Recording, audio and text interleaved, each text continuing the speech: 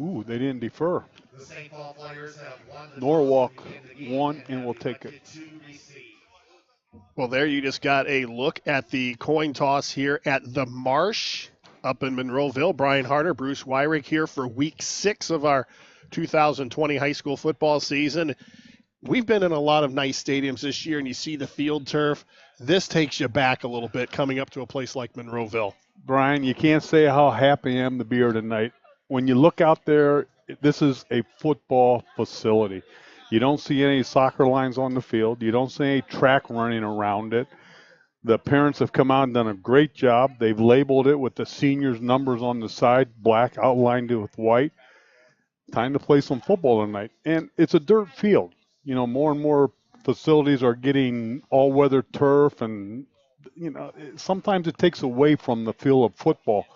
And all you need is a little rain and mud, and by the end of the first half, everybody, you can't read numbers anymore, and that's football for you.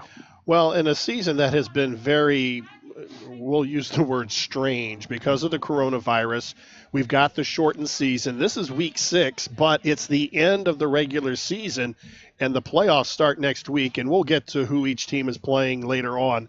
But it adds a lot to a season like this, especially in a rivalry like this, because this is the Firelands Conference, and when you think Firelands Conference, you think Norwalk St. Paul. This year, Monroeville is undefeated. These two teams are in each other's backyards. They don't like each other. They're ending the regular season with Monroeville with an opportunity to win the championship outright. St. Paul, if they win tonight, they have an opportunity to share in the conference championship. So there's still a lot on the line, even though you've only played 6 games. And the one thing that I kind of like is that the hype is still here for this big game. And even though everybody is in the playoffs this year, if you wanted to be in the playoffs, sometimes the ending season doesn't really mean that much. But here we have everything in the basket. All your eggs are in one basket. You win this game, you're going to be a conference championship. And sometimes a conference championship means so much to the individual schools. And it's just a great honor. You can, when 10 years from now, yeah, we were conference champions down in Monroeville. And, it just means a little bit more, especially when you're at home tonight. The lights are on. It's a little chilly. Football weather. When you think, especially in college football, and you think about the playoffs and everybody talks about the postseason, it kind of takes away some of the regular season and its importance, but you still have an opportunity to play for that conference championship. And at the high school level, I think it's even more so. One of the things coaches do at the beginning of the season is you set a set of goals. Every coach does this. You set team goals. And one of the great things and one of the first things you always put up there is we want to be conference champions. You put down we want to be conference champions. And then you want to put down we want to make the playoffs. And then you start getting into your individual awards. But the conference championship, even Ohio State Buckeyes, one of the number one things they want to do is win the conference. And if you win the conference, you can hang your hat on that. 20 years from now, you can still tell everybody we were the conference football champs. Now, when you think back to when you were coaching in Ontario, and if I recall, let's see if I can test my memory here, you guys played in the Johnny Appleseed Conference back then? Well, when I first got in there, we got into the Mid-Ohio Conference. Okay. And we were in the Mid-Ohio Conference, and Crestline was in there, Cardington, Northmore, and it was a tough schedule back then, and it was a lot of fun. They had the playoffs. You had to make points. Back in those days, only the top 4 teams made the playoffs. We finished 5th 2 years in a row, ended up 7-3, 7-3, finished 5th, just missed it by a hair. And even today, it still grubs you, and there's still a story I tell about, why we didn't make the playoffs. And it goes back to Bucyrus, and all Bucyrus had to do was win their last game of the year. If they win their last game of the year, we're in the playoffs because you get points for teams that you've beaten. We beat Bucyrus that year. We beat Lexington that year. And all Bucyrus had to do was win the game. Well, they lost. And as time would have it, the athletic director at Ontario now is Mr. Fisher. Who was the quarterback of Bucyrus? Mr. Fisher at the time. So when I found out Mr. Fisher was the athletic director, I was able to use that a little bit. We could have been one of the first teams ever to make a playoff game at Ontario, if Mr. Fisher at quarterback at Bucyrus would have won their last game, but they didn't. They lost it. So who was your big rival? Oh, Lexington. Lexington was always the biggest rivalry. When I took over the program, the first time we went down to Lexington, we got drilled pretty good. And Butch McCormick had a real nice team. They just handed it to us. The next year, they came up to Ontario, and we played a little bit better. We still got beat, but, we're learning. We're still young. But the third year, and everybody will say this, you always remember your first victory against the team. And we go down to Lexington, and we beat them 12-0 on their turf, and we shut them out. And that's the feather in the cap of my career. And then the next year, they came to our place, and we beat them 24-0. So we had a good run at Lexington, but it's always Lexington. And there was a time when Lexington just beaten the tar out of Ontario year after year. And I go into the athletic director and I say, is there any chance we can move this game, or do something with it? And, but because of the financial and the two communities, you wanted to keep it that opening game. You didn't want to have it at the end where one team might be 1-8 and the other one's 8-1, and that kind of knocks it out a little bit. So I'm glad it stayed there. I feel bad that it wasn't able to be played this year. They may still end up playing later. The two teams talking about getting back together later on in the season. Chris Miller's done a great job at Ontario right now. They're riding high. Lexington's having a little bit of problems right now, but when the two schools get together, just like Michigan and Ohio State, throw away the records. Here we go. And that is a perfect segue into what I'm going to talk about next. No matter what the records are with these teams, Norwalk St. Paul is a program that year in, year out is a playoff contender. They've won a couple state championships. Scott Stecker is trying to build that here at Monroeville. They were 2-7 going into the game last year against St. Paul and upset them 13-0, and they haven't lost since. And I got a feeling the guys on that other sideline have not forgotten that. You never forget it. It hangs up in the locker room for a year. And I was told by an old coach a long, long time ago, he says, you don't remember a lot of your victories, but you'll remember every one of your defaults. And when you lose a football game, it stays in you. It just rubs you the wrong way. And the next year when that team comes up, it's just in the back of your mind. They beat me last year. They beat you last year. Monroeville, as I said, is 5-0, and the guy across the field, John Livengood, the head coach at St. Paul, he wants to come in and he wants to ruin that perfect season. Yeah, and John, he's an Ohio Northern graduate. I'm an Ohio Northern graduate, and, you just got to love what's happening out here tonight. And you got two teams that don't like each other. They're coming to Monroeville, and this is small-town football, boys. Supremacy in the Firelands Conference is in the balance. It's Monroeville hosting Norwalk St. Paul. Next. Good job.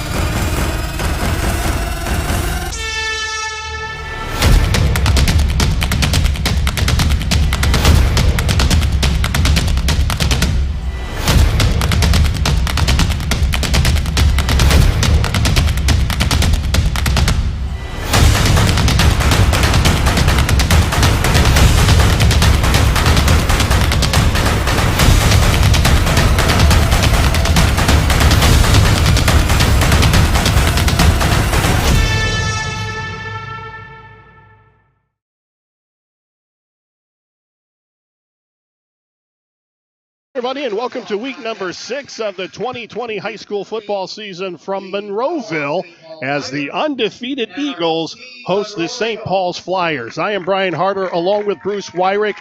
This is what high school football is all about. It's natural grass. It's for the conference championship. It's the last game of the regular season. And oh, yeah, it's a rivalry where these two teams really don't like each other very much.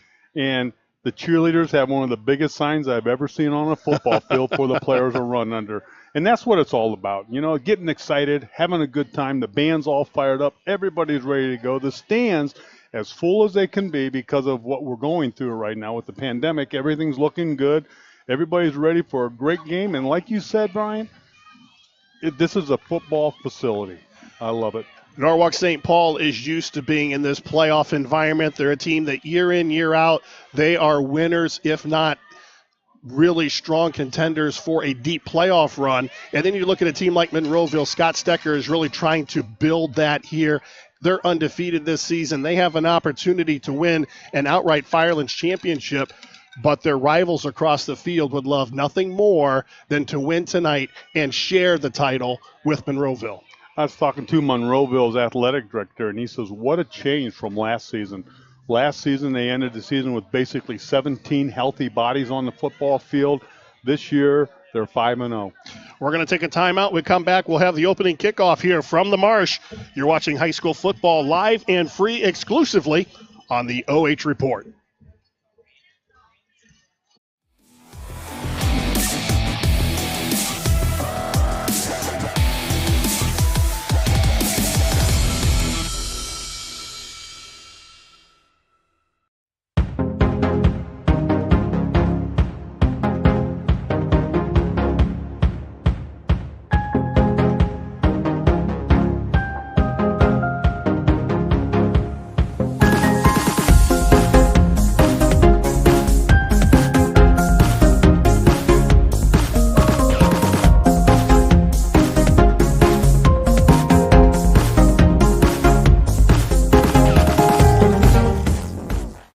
With 25 locations spanning 7 states and over 5 million square feet of warehouse space, Ohio Logistics provides all of the assets necessary to meet your most sophisticated logistics requirements. Proudly serving you since 1988 and a proud supporter of athletics. Ohio Logistics.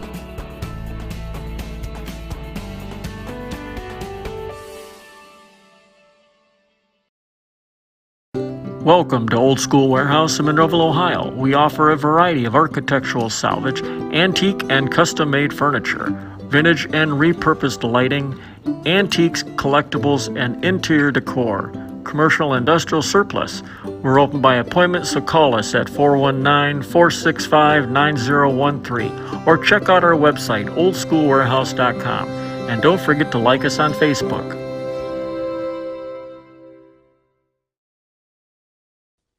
A Big Brother showdown. The St. Paul Flyers travel to Monroeville to try to will their hand in a win. However, Monroeville has something to say about that.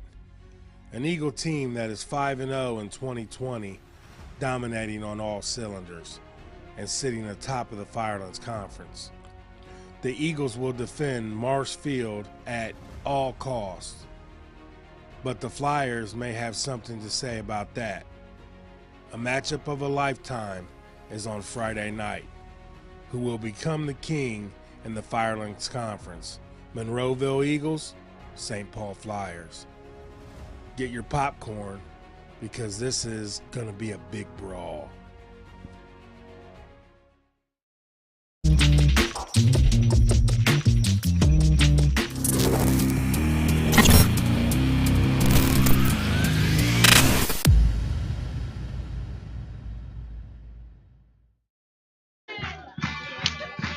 Hello, everybody, and welcome back to the Marsh here in Monroeville, where the Eagles look to cap an undefeated season. Standing in their way, the Flyers of Norwalk St. Paul, and on the line is supremacy in the Firelands Conference. As we take a look at the standings, Monroeville is at the top. They are 5-0, but right behind them, St. Paul at 4-1, Crestview at 4-1, Plymouth at 3-2, they're out of it, but Crestview and Plymouth play each other tonight.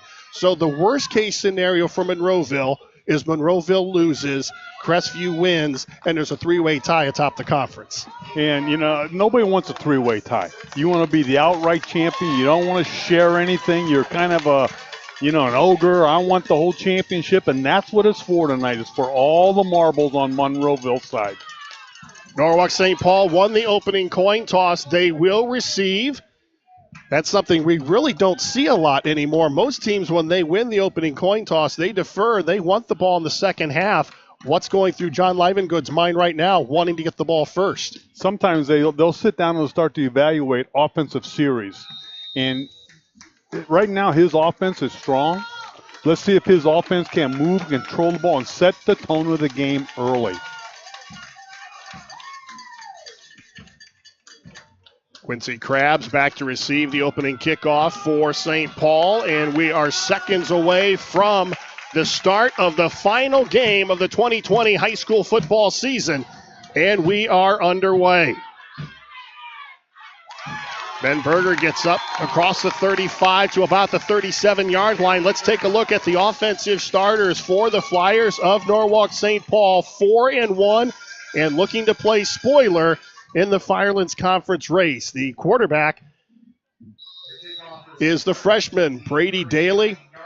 The backfield, Camden Krabs, he's a good one. Stephen DeLone and Adam Baker, along with Jesse Ruffin, are the other offensive weapons up front. It's Blum, Moffitt, Rosbert, Pocus, and Meyer. They're going to run it. First play of the game around the left side, a big hole. And that is Will Stieber. He's their leading rusher.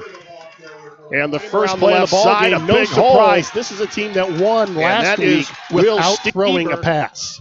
Yeah, you get an offensive line. You got a little injuries at quarterback. Depend on your offensive line and make it happen tonight. We'll take a look at the Monroeville defensive starters after this next play. Krabs out of a wildcat formation, tries to turn the corner on the left side, stopped at the 30-yard line. The defensive starters for the Eagles, and this is a pretty solid unit, Bruce. As we take a look at the defensive front, Dan Smith leads the way along with Gunnar Howell. There's a football name for you. The tackles, Grant Hopper and Zeb Schaefer. The linebackers, Stewart, Scheid, and Eli Ott. The backfield, Schaefer, Burrows, Ian Schaefer, and Isaac Rader. Stieber will now go up and try to take the snap, but there's movement. They're going to have to make some changes because of injuries at the quarterback position. The freshman had been seeing action. Now they're shifting some faces up there, and there may be some growing pains with this offense early. Yeah, why put all the pressure on a freshman quarterback? Let your two running back run the Wildcat, and I'll tell you what, they're doing a great job. They're moving the ball downfield. They're working to their strength, Brian. Myron Stoll is the normal starter. He has been injured for the last few weeks. He may play tonight, but as of now, he is not on the field. That's Stieber taking the direct snap, trying to turn the corner on the left side, and he's going to be close to first down yardage inside the 30-yard line. Monroeville defeated Mapleton last week, while St. Paul defeated Plymouth 35-6, as we said earlier, without attempting a pass.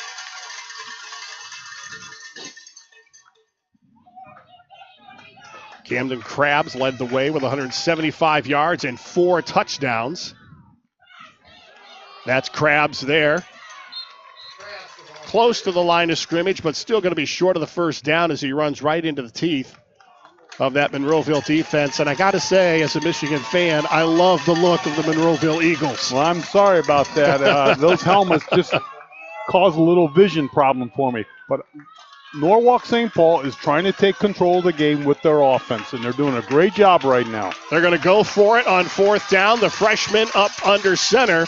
Hands to Krabs, and he's going to be stuffed at the line of scrimmage, and the Eagles defense holds. What a play by the Monroeville defensive front.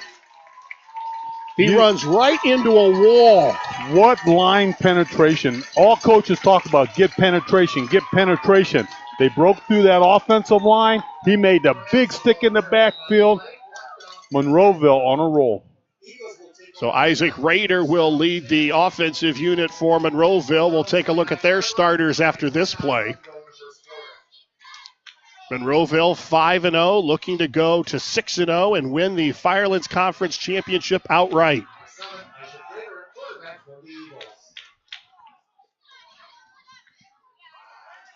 They stay on the ground. No real gain on their first play. The offensive starters for the Eagles, they're led by their junior quarterback, Isaac Rader.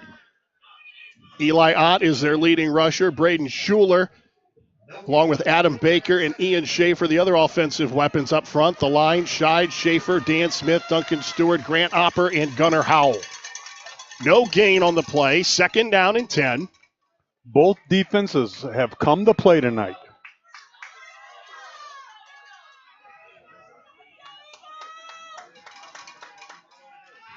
That's Ott on the ground. Running room up to the 25-yard line, brought down defensively by Will Stieber. Gain of about 6. It'll be 3rd down and 4. Tell you what, we have, for the first few weeks of the season, we've remarked about how quiet it's been. It's not quiet here in Monroeville. And it's an exciting game to be at. The fans are fired up. Welcome to high school football on a Friday night. 3rd down and 4. Big play right here.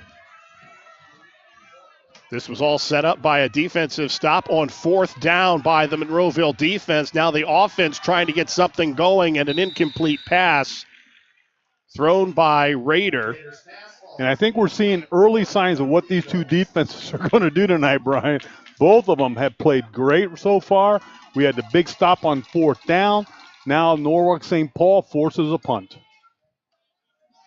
This is a St. Paul defense that gives up only 7 points a ball game. Ian Schaefer back in punt formation for the Eagles. Fair catch called for and taken at the 40-yard line. And there's an old saying, Brian, that a good offense will get you a lot of points and get you glory, but defense is going to win championships for you. And right now, we saw 2 outstanding defensive stands by these 2 football teams. Well, and if you're Monroeville, it's no secret. You know St. Paul is going to run the football. So does John Livengood try to do something different, or does he just do with what they do best? It's going to be a tough call tonight, but all I know is those men in the trenches, those offensive linemen and defensive linemen are going to make the play of the game here. Stieber up under center, but they stay on the ground with the handoff. 1-yard gain on the play. They're not fooling anyone. That was Camden Krabs, the 5'9 senior, who got about a yard. So regardless of who lines up under center, it's really no secret they want to run the football. And they're very good at what they do tonight, Brian. They're very good at this.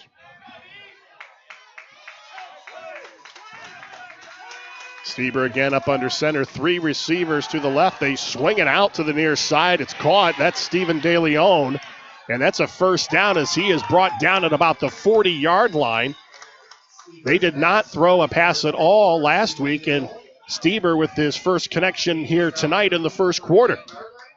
A nice little swing pass. If you're going to throw the ball, start out making an easy pass, let the receiver get yards after. That ball was thrown at the line of scrimmage, and he ends up a 20-yard gain. And it gives the Monroeville defense something to think about. It sure does. High snap. Krabs going to take it around the left side. And he is brought down inside the 30 at about the 26-yard line.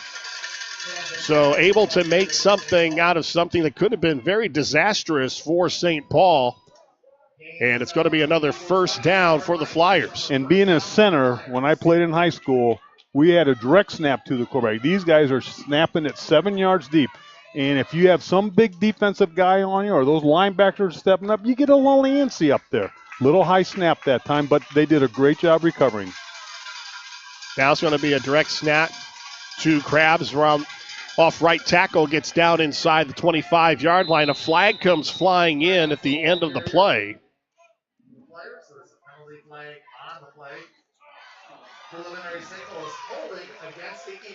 Going to be the preliminary call is a hold against Monroeville.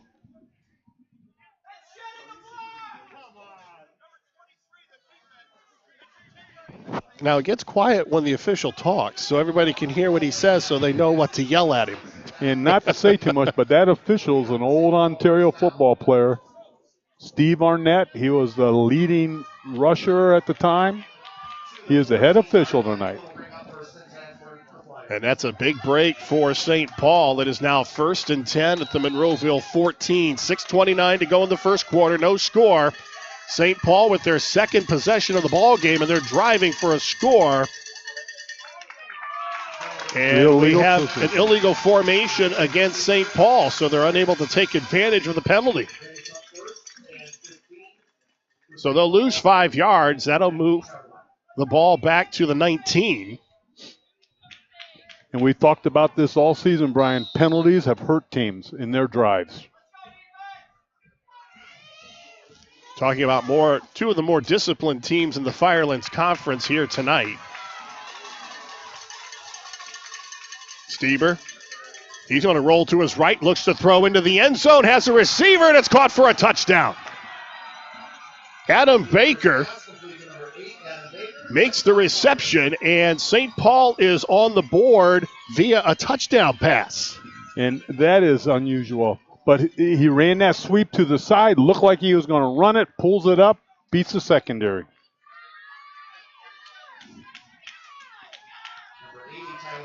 Tyler Perkins on to attempt the extra point.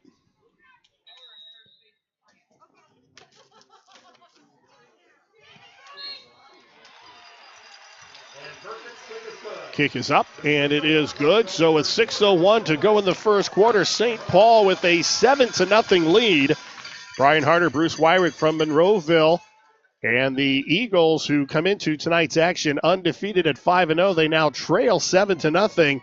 And John Livengood has not gotten to where he has gotten in over 30 years of coaching by not knowing how to make adjustments. And he came in here tonight, everybody's thinking we're going to run. And the first big plays of the ball game was the swing pass here to the near side that set up a 20-yard play, and then the touchdown pass. And he's setting it up with play action. That play where they scored a touchdown looked just like that sweep they've been running and gaining yards on it, so they run the sweep again. Defense steps up, tries to stop it. They throw the ball over their head for a touchdown. We're going to see a coaching clinic tonight. What do you do when you don't have a quarterback? Well, Stieber actually looked like a quarterback rolling to his right there. He made a nice throw into the end zone. He did. He did an outstanding job. Adam Baker is their leading receiver on the season. That's his 4th touchdown reception.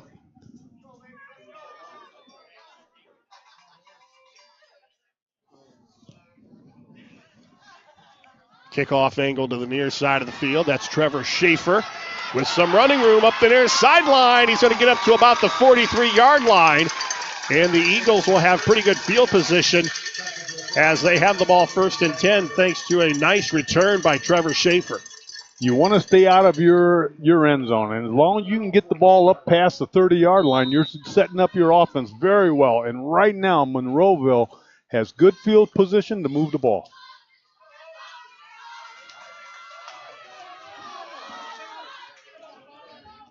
Eli Ott is the tailback, and he gets the call on 1st down. Doesn't get much, up to about the 44-yard line. Ott had a good night last week in their win over Mapleton. 185 yards on 17 carries and 2 touchdowns. As Monroeville defeated the Mounties 35-16. And that defense of Norwalk St. Paul is just stepping up and filling the holes. The backs have nowhere to go. The Eagles a lot more balanced when it comes to run versus pass than St. Paul, so they give you a little bit more to think about. Now they go with just the tailback in the backfield with Eli Ott. Ott again, and he runs right into the arms of Zach Pokos. And that defensive front for Norwalk St. Paul is really playing a heck of a ball game. They had a big stop on 4th down. Now they're just playing outstanding ball, jamming everything up. Ball carrier's got nowhere to go. There you see some of the Monroeville faithful urging their team on tonight. Beautiful night for football here in Monroeville. 53 degrees, a little bit cloudy, but no rain in the forecast. Rader now backs into the shotgun on 3rd and 6. He's going to run it. He spins, and he is close to first down yardage across midfield down to the 47, and this is going to depend on the spot. Nope, he got enough for the first down. It's going to be 1st and 10 Monroeville in Flyers territory. They like to call it extra effort. When the quarterback gets hit, he's still going to get a yard or two, and they always fall forward. Always fall forward and getting positive yards. Well, we were talking about Isaac Rader before the ball game and how big he is, 6'2", 205, and he needed every bit of that size and power as he got that first down. A junior, so they'll have him back for another year next year.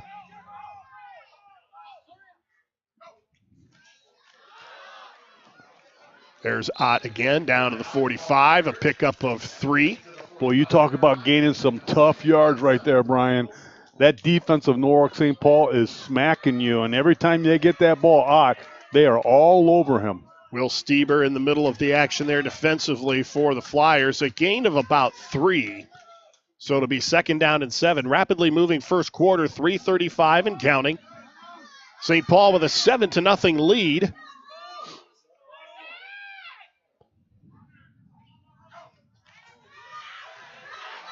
Rader hands the ball off.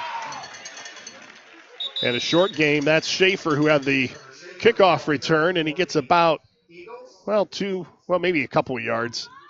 Trying to run the sweep. Basically what Monroeville do is they're knocking on the door on Norwalk and saying, hey, where's your weak spot at? Well, we tried it up the middle, got hammered. We're going to the right side. We're not having much luck. They're trying to find a weak spot in that defense. Well, the only problem is there may not be one. This has been a pretty good defense all season long. Rader now out of the gun on 3rd and 4. He'll roll to his left, and he has another first down. That has been the only weakness. They have given up 2 first down runs to Isaac Rader, and he's got them 1st and 10 at the Flyer 35-yard line. And like I said, they're knocking on the door, trying to find a weak spot. They seem to be doing a little bit more success on the left side of that offense, moving the ball down the field.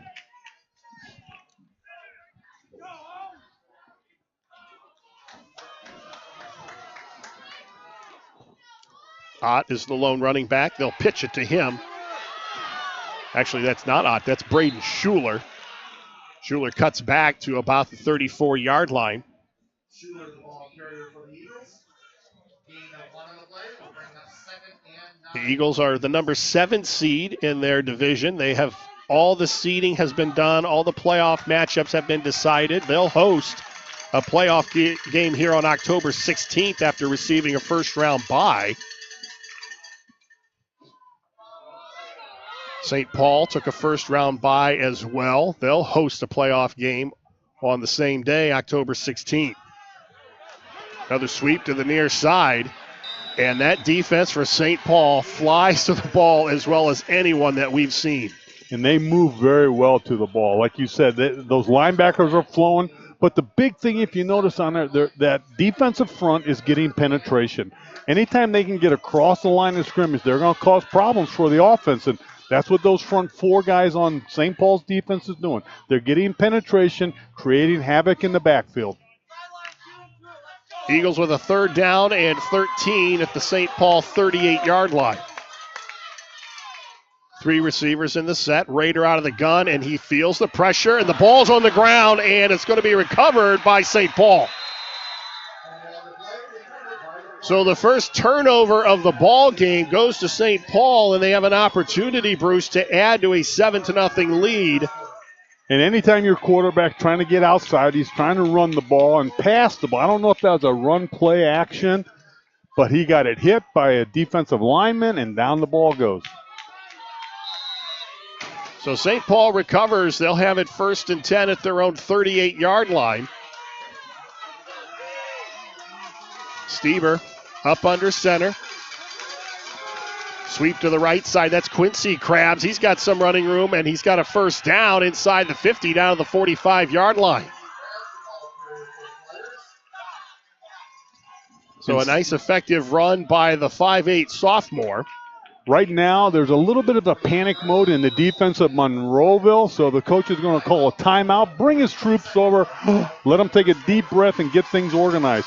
Norwalk St. Paul starting to counter the ball. They're moving in every direction. They're doing a nice job right now.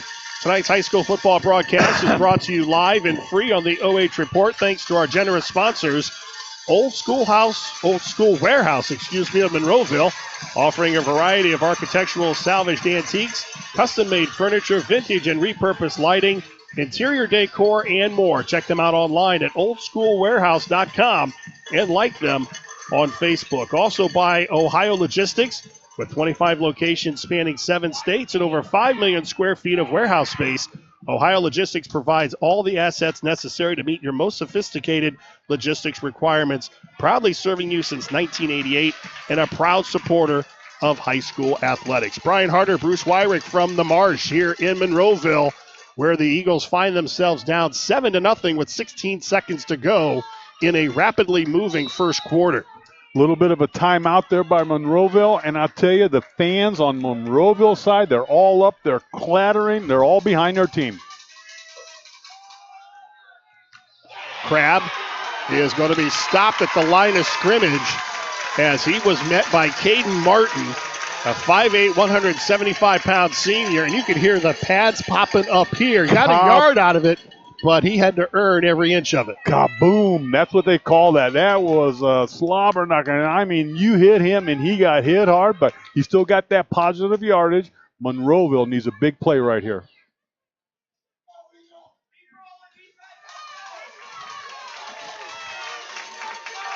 Stevers now going to back into the shotgun.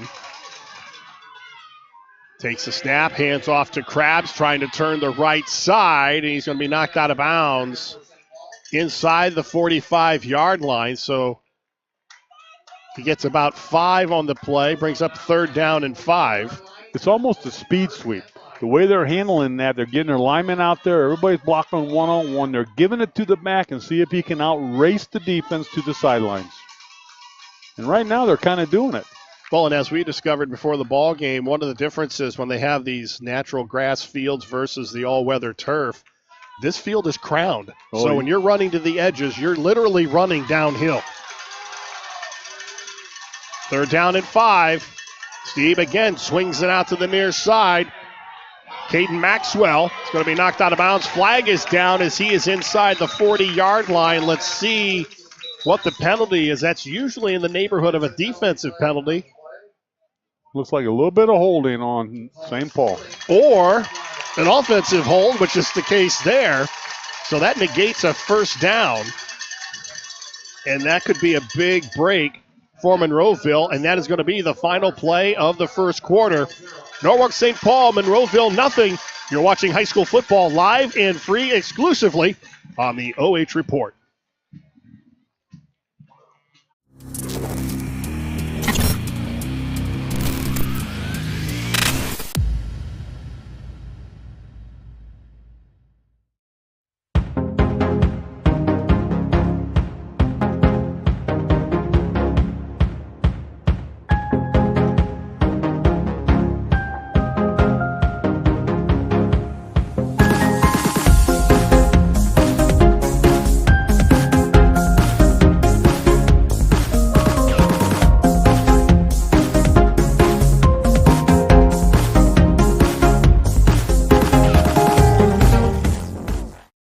With 25 locations spanning 7 states and over 5 million square feet of warehouse space, Ohio Logistics provides all of the assets necessary to meet your most sophisticated logistics requirements. Salvage, antique and custom-made furniture, vintage and repurposed lighting, antiques, collectibles, and interior decor, commercial, industrial.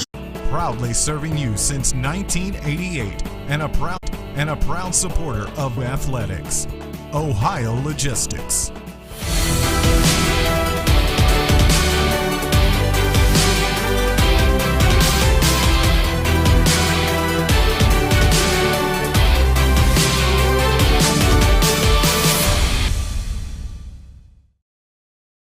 So that's a 4th down carry by St. Paul, and they convert. We missed a couple plays there in the break, but St. Paul keeps their drive alive as we start the second quarter. The Flyers up 7-0. It's called momentum. Right now, Norwalk St. Paul has momentum. Somebody on that Monroeville defense has got to step up and make a big play for them. 1st and 10 at the Eagle 30-yard line. Stieber is going to roll to his right, and he's not going anywhere. He is thrown to the turf by Braden Schuler. That's a big boy tackle right there. And that's what Monroeville needs. They need a big play like that. Somebody on that defense has got to step up, make a big hit, get the enthusiasm going, stop this drive. Loss of 1 on the play, 2nd down and 11.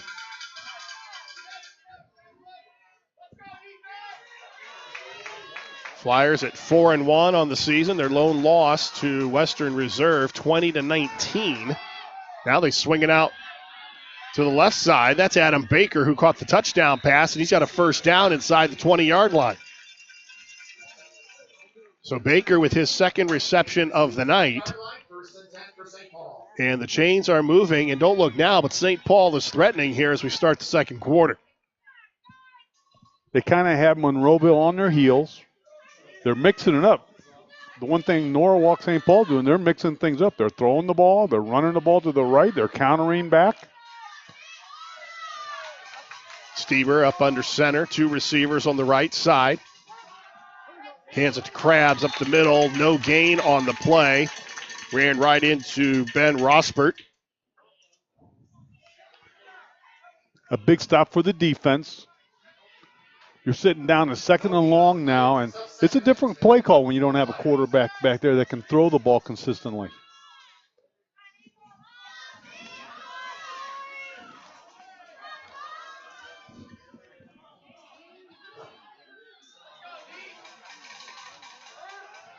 Little misdirection. That's Quincy Krabs around the left side, and he's got a 1st down as he is tackled by his jersey down around the 10-yard line. And depending on the spot, this may set up a 1st and goal. It is. It's going to be 1st and goal at 7. A little bit of a counter play. You get your 2 linemen out. They found a weak spot on that right side of the defense, and they got good yardage down the sidelines. Again, running downhill, as you said, Brian. St. Paul looking to go up by 2 scores. Now the freshman as the quarterback. Nowhere to go on the left side of that line. They brought Daly in to take the snap.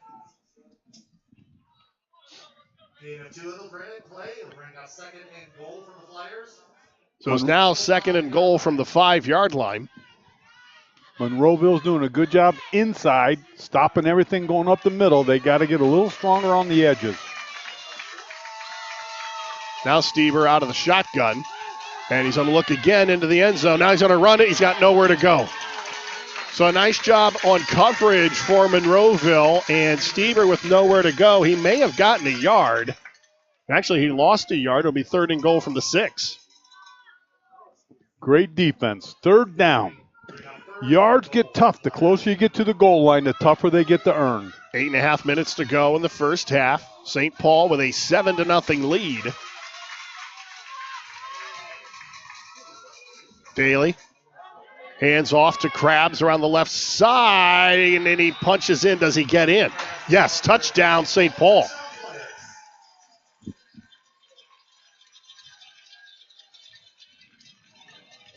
So a 5-yard touchdown run by Camden Krabs. And St. Paul threatening to go up here now 14-0. That young man's carried the ball 13 times for him so far for 63 yards and a touchdown. Tyler Perkins on to attempt the extra point. Kick is up, and it is good. So St. Paul now on top by 2 scores. Tonight's game also being brought to you by Spherion of Mid-Ohio, your connection to local jobs. From light industrial to skilled professionals, Spherion has opportunities for everyone. Visit midohiojobs.net and let's get to work. Now the Monroeville coaching staff will have to get to work. They're down 14-0, and this was something I don't think that Scott Stecker and his coaching staff saw, although you have to respect a team like St. Paul and know that they have the opportunity to do the things that they've done here in the first half. When you come into a championship game, you take all the records, you take everything that's been written in the newspapers, throw it all away, because one of these two teams is going to have to win it on the football field. And it's a beautiful facility here, and we have two teams battling out. See what happens with the rest of the ball game here. The last time these two teams played was the end of last season, and Monroeville won 13-0, and they haven't lost since. I have a feeling that was a little bit of bulletin board material for the Flyers as they headed into this regular season finale. A lot on the line here. If Monroeville wins, they win the Firelands outright. If they lose, they share the title with St. Paul and maybe Crestview, depending on how the Crestview-Plymouth game goes. Rader with some nice running room, but a flag is down as Rader gets up near the 40-yard line. And usually in the neighborhood of a hold or an illegal block, and it's going to be a hold. Penalty flag on the play, holding against the Eagles. And that's Hertz. They had a good drive. One of the things I like is this is the big game. So who do you put back? You put down one of your better athletes, your quarterback. You let your quarterback return the kickoff for you. Holding penalty negates a nice little run, puts Monroeville back in the hole. We'll bring up 1st and 10 for the Eagles from their own 20-yard line. So the ball now resting at the Monroeville 20. The one thing Monroeville does not want to do is turn the ball over to Norwalk at this time. You want to get a consistent drive.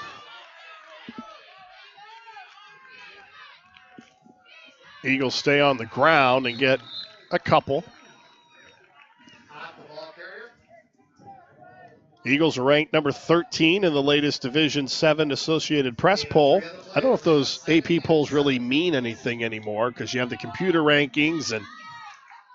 Well, it's going to come down to who wins it on the field. With everybody in the playoffs, yep. you can't turn around and say, well, we're the champs. You got to earn it. Both these teams will get byes in the first round of the playoffs, which begin next week. So they don't play until October 16th. That's Ott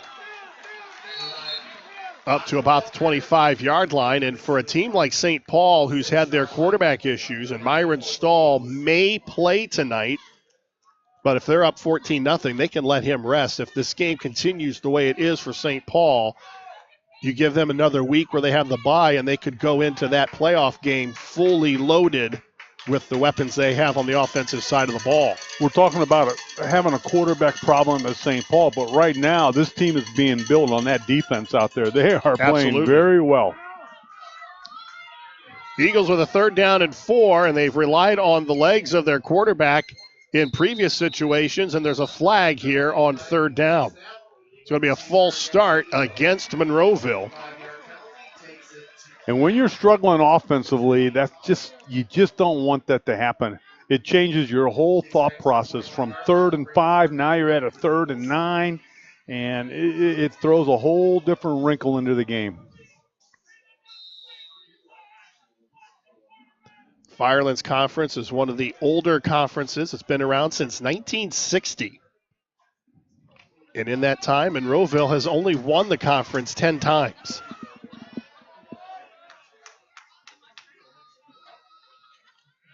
Schrader feels the pressure. Now he's got to come back to the near side. He's got a lot of green grass in front of him.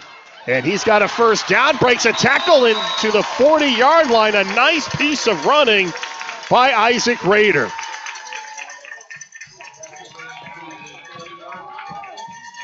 You know, he's a quarterback, but he kind of looked like a running back on that play.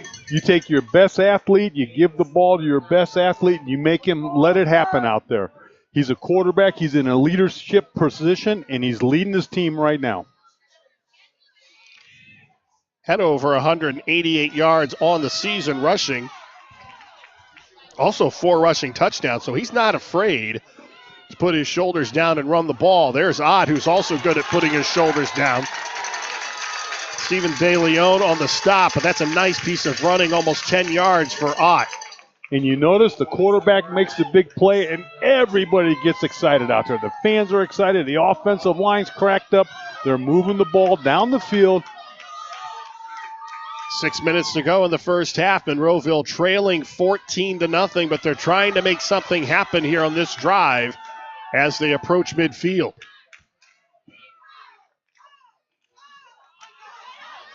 That's Schuler. And he is going to get a hard-fought first down to the midfield stripe. That was not a pretty piece of running, but it was effective, and it got the Eagles a first down. It's a game of inches, and he just made it by an inch. And one thing you really got to watch here is that after you're tackled, somebody hits you, they're moving forward. They're still getting positive yardage. They're running hard. Fresh set of downs now for Monroeville. And when you're down 14-0, that's what it's about, keeping the drive alive and just moving the sticks.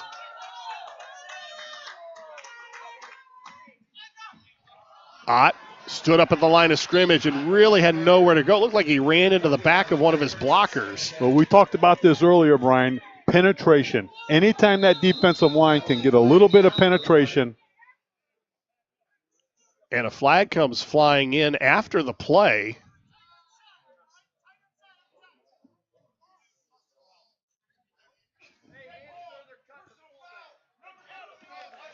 And they're going to call a personal foul against the offense. That is a huge play, and Scott Stecker is not happy. You just get a first down to midfield, and now you got to go back 15 yards because of an unsportsmanlike conduct call. Actually, that's going all the way back to the 35. Yeah, it's a spot foul. They're going to move it back, and it hurts. Can Monroe overcome that? They've got 3 plays to get 20 yards. Schrader up under center. Or Raider, excuse me. They stay on the ground. That's odd, and he is stuffed on the right side of that line by Quincy Krabs. And when you have long distance and that defensive line knows you got to run the ball or sweep it somewhere, they're just teeing off right now, and they're taking the gaps, and they're getting penetration in the backfield. So 3rd and long, they need to get all the way to the St. Paul 40. The only thing they don't want to do is give Norwalk St. Paul the football now with a short field. No turnovers. Schuler now is the lone back standing behind Raider. Raider going to come back over the middle, has the receiver, and it's incomplete. He was looking for Ian Schaefer. Schaefer had a little bit of separation, but the ball was overthrown, and the Eagles are going to have to punt the ball. Yeah, I think we might see that play a little bit later because he broke wide open. Ball was just a little bit over his head. Adam Baker and Caden Maxwell back to receive the kick for the Flyers. Norwalk St. Paul should get pretty good field position. Ian Schaefer back to kick.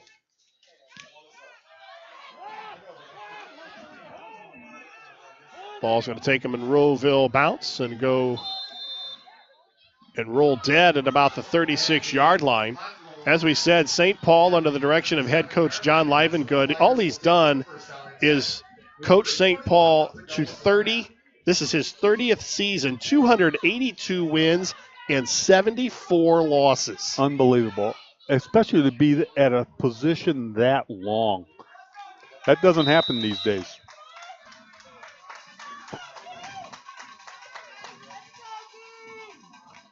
Stever, I think on a lost or a broken play, is going to get first down yardage at the 45-yard lines. I think that was supposed to be a handoff. I think you're right on that. And the one thing we look out on the field, Monroeville cannot let Norwalk St. Paul score on this drive. They've got to stop them. They got to go into halftime 14 zip or put a couple points on the board. Yeah, they're giving St. Paul the first down. You cannot let Norwalk St. Paul score. 3 minutes, 13 seconds to go until halftime. And there's movement on the line. It's going to go against St. Paul. Livengood took over the Flyers back in 1991. St. Paul has qualified for the playoffs 21 times under Livengood. He has led St. Paul to 20 Firelands Conference championships. The Flyers have also won state semifinalists 8 times, state runners-up 4 times, and they won a state championship back in 2009. He's a veteran coach. He's been in these situations again and again and again. He knows how to handle it. He handles his players very well. Monroeville has got to maintain the score as it is now. Norwalk St. Paul cannot score in this drive. And how many teams and how many coaches do you know could be on their third-string quarterback who's a freshman and be able to move people, parts, move things around, and still have a 14-0 lead over an undefeated team, your conference rival, at the end of the season? It's tough. It's really tough to do.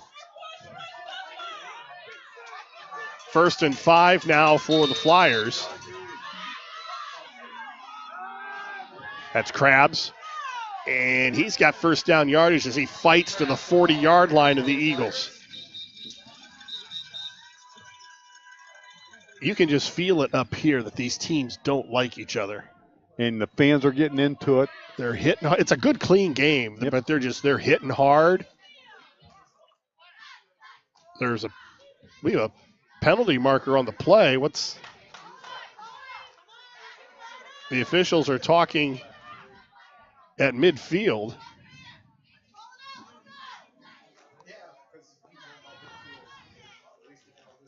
The officials are in a huddle.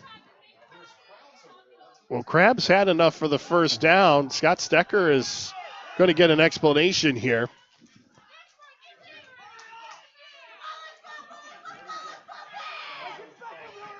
I have no idea what went on right there. They're moving the sticks, maybe? Let's see. Yes, they're going to move the sticks. Krabs had the run around the left side and got the first down. Yeah, he had an 8-yard run. 8-yard run. He's up to 71 yards on 14 carries in this first half. Ball resting at the Eagle 40.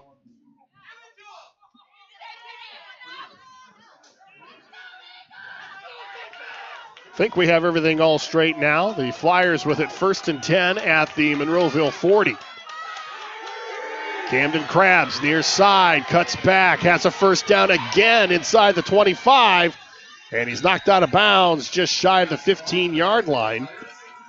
Making the play for Monroeville was Eli Ott, but another big piece of real estate reeled off by Eli Ott, and the Flyers are threatening again. And the Flyers are setting the perimeter. What they're doing is they're blocking everybody inside. The back is coming out, just picking his way through, waiting until it's blocked for him, and is moving the ball downfield. 1st and 10 at the Eagles' 17-yard line. Stieber now out of the shotgun. And he and Krabs fight over it. Ball is on the ground, and Monroeville may have it. Oh, the Flyers able to come up with it. That could have been an interesting turn of events. Now remember, St. Paul won the opening coin toss, and they kept the ball, so Monroeville will start with the ball in the third quarter. 2 minutes to go before halftime. Monroeville has their backs against the wall. The ball's at the 15-yard line. Cannot let Norwalk score right now. 2 minutes on the clock. Stieber now out of the shotgun, and delay of game. Delay of game on the Flyers. That's their 4th penalty tonight for 30 yards.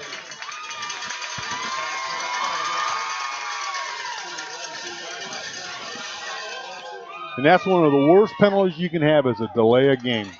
You got the biggest clock in this whole stadium right there. Utilize your timeouts if you can. 17 seconds to go on that play clock. 1:58 to go on the game clock. Stever again out of the gun. No, they're going to direct snap it to Camden Krabs. Krabs cuts back down inside the 15.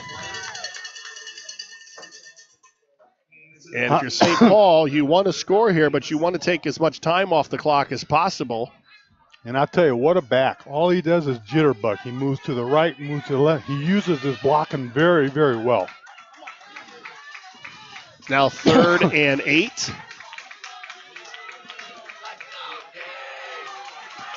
Freshman now going to take the snap, hands off to Krabs, and he is swarmed under at the 18-yard line. There, the interior of the Eagle defense was ready, and it's now 4th and 11.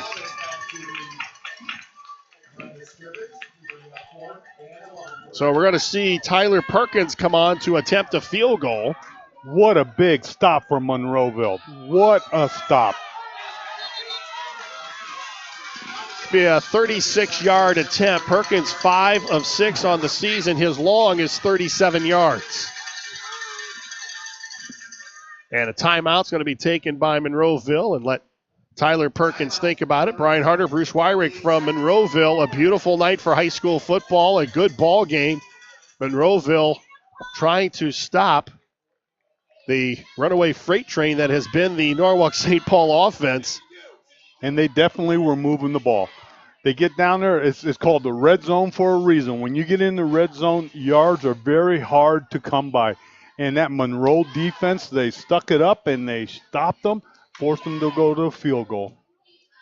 Tyler Perkins is a junior. He's one of the better kickers in the Firelands Conference, and it's a pretty good spot on the field to attempt this field goal try. So a good test for Perkins, and when you get into the playoffs, you're going to have games like this, and having that valuable kicking game can be crucial as you head into the postseason.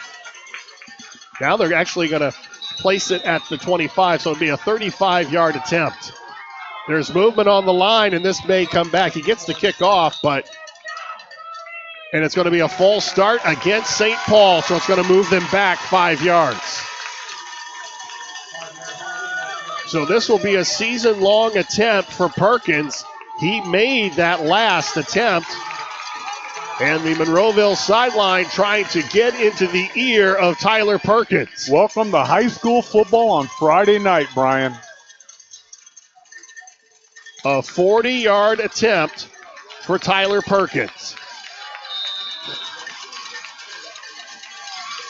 High snap. Kick is up. It's going to be wide right, and I think that was because of the snap. Harley Stahl was not able to get it down, and the kick is no good. It had the distance, but it went wide to the right. And so Monroeville's defense, and you talked about this, they had that crucial stop on 3rd down, forcing them to kick the field goal. Yeah, you did not want to go into the locker room down 3 scores. Now you're down 14. Coach can get them in there, get them reestablished. They got to come out the second half and play some football. But a big stop by the Monroeville defense. The Eagles with 1 timeout, 46 seconds to go before halftime. And let's see what they can do here. 1st and 10 at their own 20.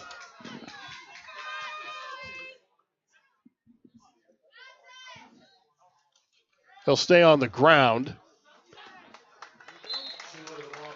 And Schuler gets about 4 yards to the 25-yard line, or just shy of the 25-yard line. It looks like Monroeville will be content to just run the clock out.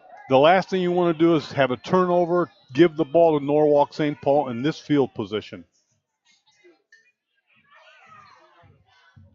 Ott gets a yard behind left tackle, so that'll be 3rd down. And that may be the final play of the half. It looks like they're just going to let the final 9 seconds run off the clock. And that is going to do it. The first half is in the books. Norwalk St. Paul with a 14-0 lead over the Eagles of Monroeville. You're watching high school football live and free exclusively on the OH Report.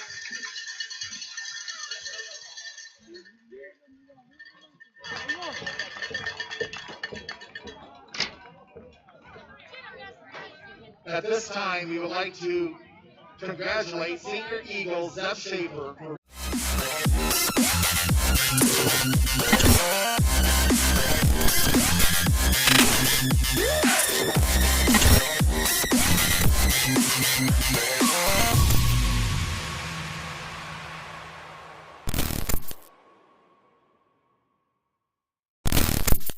Proudly serving you since 1988 and a proud supporter of athletics. Ohio Logistics.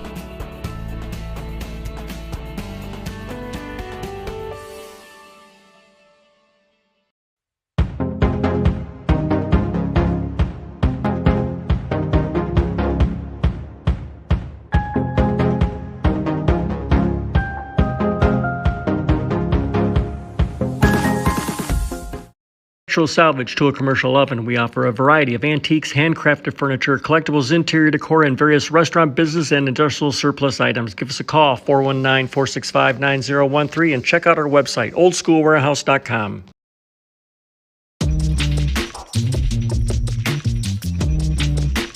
Welcome to Old School Warehouse in Monroeville, Ohio. We offer a variety of architectural salvage, antique, and custom-made furniture, vintage and repurposed lighting, antiques, collectibles, and interior decor, commercial and industrial surplus.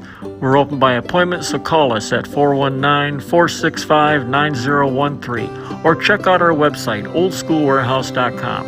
And don't forget to like us on Facebook.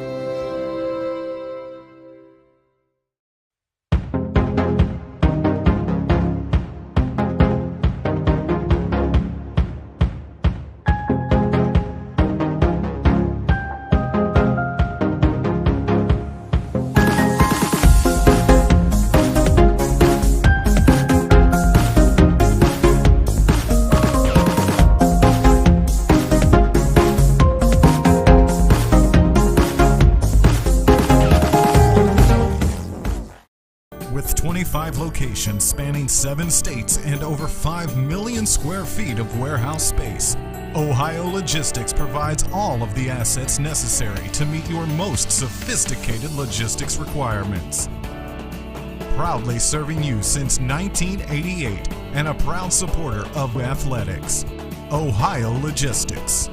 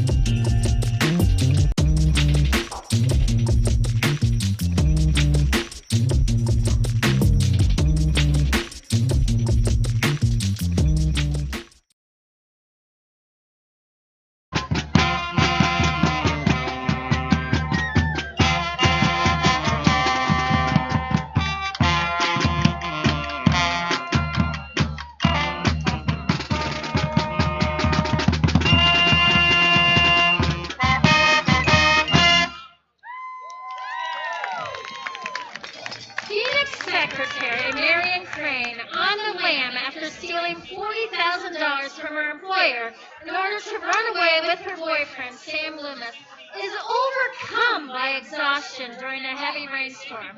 Traveling on the back roads to avoid the police, she stops for the night at the ramshackle Bates Motel and meets the plight but highly strung proprietor, Norman Bates, a young man with an interest in taxidermy and a difficult relationship with his mother. Here's the theme to the movie Psycho.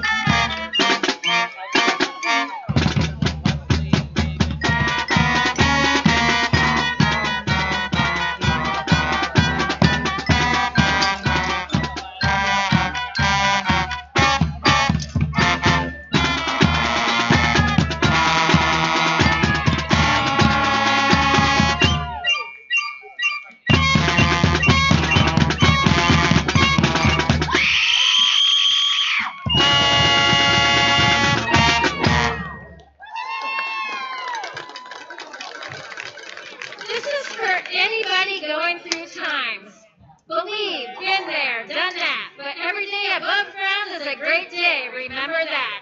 Our final song this evening is a song recorded by American rapper Pitbull and American R&B singer Neo, featuring our drummers and color guard. Here's Time of Our Lives.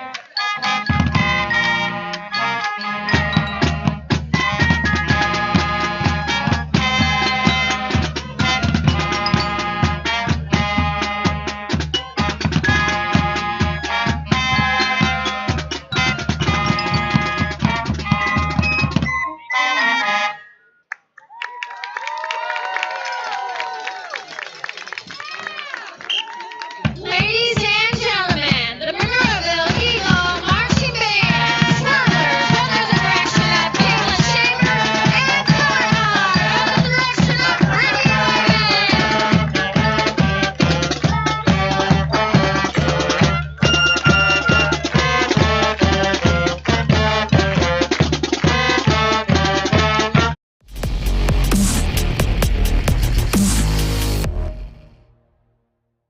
Welcome to Old School Warehouse in Monroeville, Ohio. We offer a variety of architectural salvage, antique and custom-made furniture, vintage and repurposed lighting, antiques, collectibles, and interior decor, commercial and industrial surplus. We're open by appointment, so call us at 419-465-9013 or check out our website, oldschoolwarehouse.com.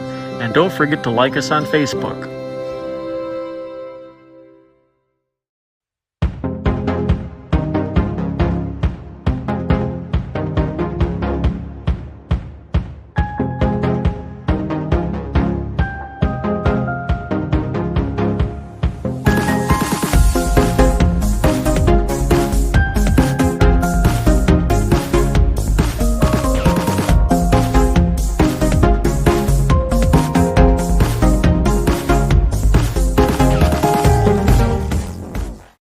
With 25 locations spanning 7 states and over 5 million square feet of warehouse space, Ohio Logistics provides all of the assets necessary to meet your most sophisticated logistics requirements.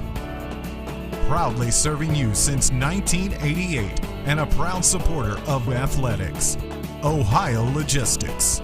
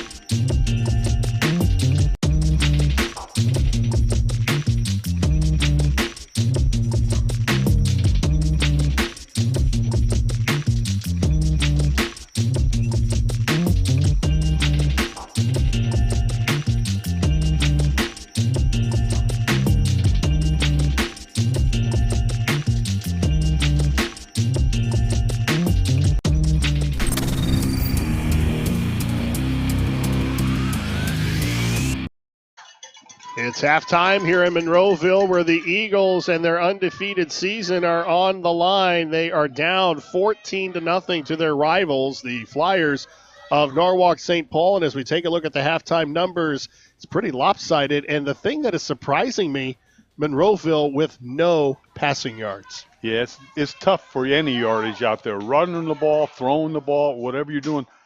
Right now, the MVP of the game is the Norwalk defense. They're just stepping up, making things happen for them. And one of the things I like to watch, what these coaches do, and they're great coaches, they're going to go in at halftime. They're going to make adjustments. And your better teams, we're going to be able to see the adjustments out there. What are the adjustments Monroeville's making to move the football? How are they going to attack that defense of Norwalk St. Paul? St. Paul got through their win last week without throwing a pass, and this week they have thrown for 71 yards, and they have done it by using someone who hasn't thrown a pass all season long, Will Stieber. He even has a touchdown pass. And, you know, it's coaching. When you have coaching that's been there that long and you have a staff of coaches, you can utilize your players, and that's what they're doing. They're utilizing the players they have and putting them in the best position for them to be successful. There you see 179 rushing yards. That's really no surprise. Camden Krabs leads the way, 105 yards on 17 carries. He even has a reception for 12 yards. So he's got 117 yards of total offense. They really haven't been able to contain him. And between him and their ability to throw the ball in spots, they're very dangerous offensively because you really don't know what they're going to do. And the thing with Camden is he's not really a power runner.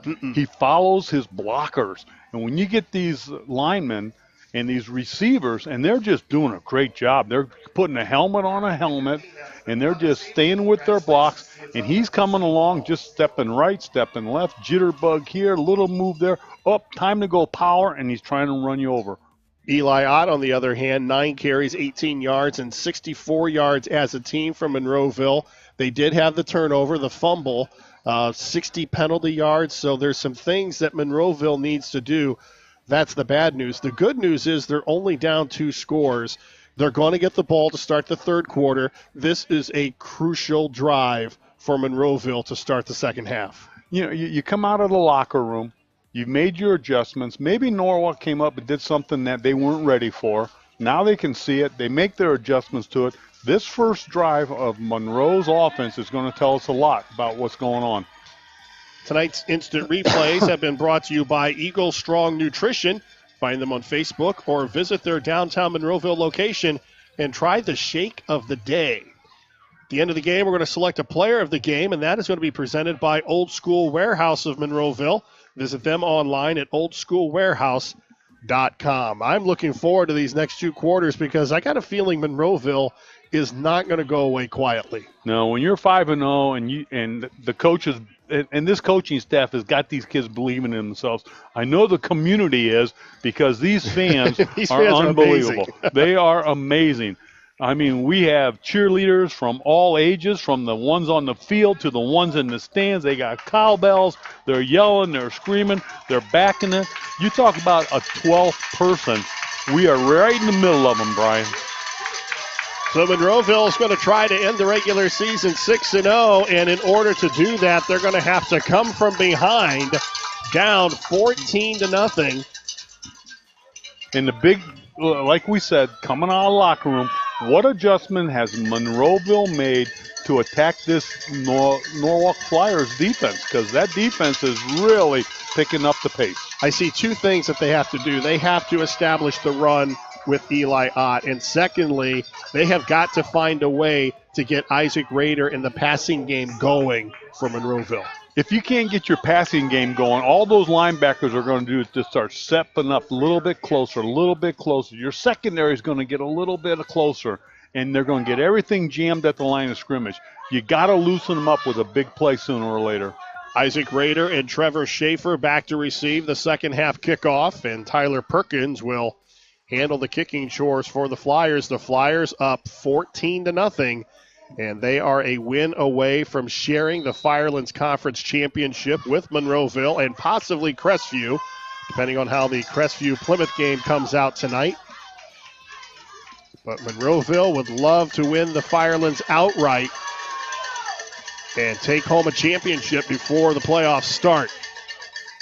Schaefer up across 30, knocked out of bounds at about the 35-yard line.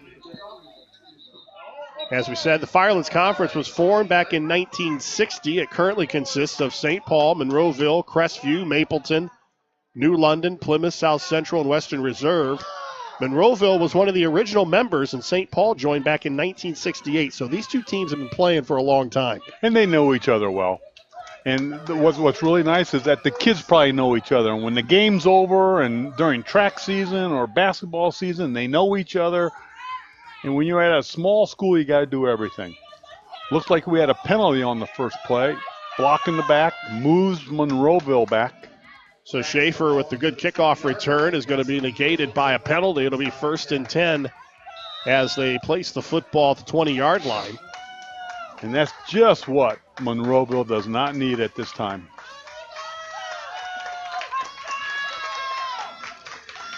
This defense for St. Paul only allows 177 yards a game, and they're on pace to meet that average tonight. Rader rolling to his left, nowhere to go, and he's going to be dropped for a loss. So they were trying to get Isaac Rader going, rolling him to his left, but a good job downfield in coverage, and a loss on the play, 2nd down and 20. And that's a big problem. Now we're forcing ourselves back against our own goal line. We're deep in the area, and Norwalk's defense is stepping it up. 2nd down and 21 as they spot the ball at the 9-yard line.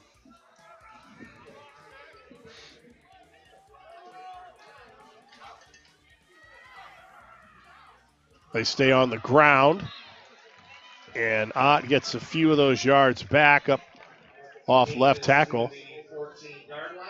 It'll bring up 3rd and 16. And one thing that Monroeville's got to do right now, Brian, is they've got to establish something. They either got to establish the run or they got to establish the pass.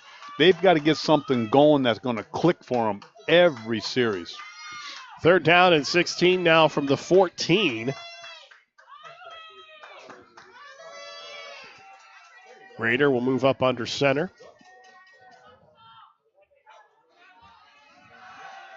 Rader swings it out. It's incomplete. He throws it at the feet of Ian Schaefer, so the Eagles go quietly on their first drive of the 3rd quarter. And that was not what Scott Stecker and his coaching staff had in mind as they opened the 3rd quarter. And I think we saw something that they're going to try to do is throw the ball a little bit more. They only threw it a couple times the first half. They come out their first series and try throwing it 2 of the 4 plays. Ian Schaefer will kick it out of the end zone. It's a high, short kick. St. Paul's going to get pretty good field position. It's down at about the 31-yard line, so the Flyers offense back on the field with a 14-0 lead. And you talk about having a very good field position to start the second half. Norwalk St. Paul is going to be in Monroeville's territory, and they're going to be moving towards that goal line. This is their best starting field position since the turnover, where they got the Isaac Rader fumble. 1st and 10 at the Eagle 32-yard line. Stever, he's going to be stopped before he gets to the line of scrimmage. Tried to run right into the teeth of that Monroeville defense. And that's what this defense has to do. They got to take the pressure of the offense not being able to move the ball, put it on their shoulders, and make something happen right now. They're going to say Stever got back to the line of scrimmage. That'll make it 2nd down and 10.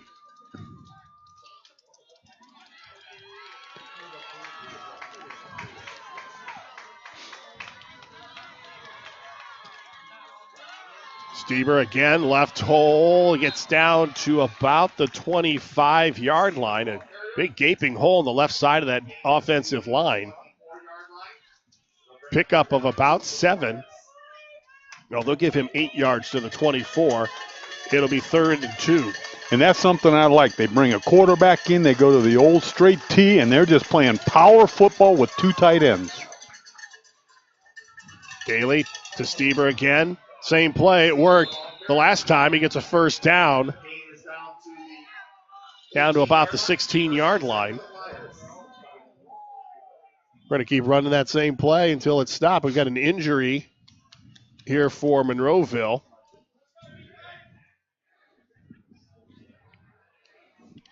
And this is a formation you don't see often, Brian. Two tights, straight T backfield, quarterback under center, power football. 1st and 10 from the Monroeville 17. Daly stays in the ball game. Hands it off to Krabs off the right side. There, they plug the hole a little bit quicker there on the right. So a gain of 1. It'll be 2nd down and 9. And you can see a game plan here. Come out, power football. Norwalk St. Paul is just going to play power football.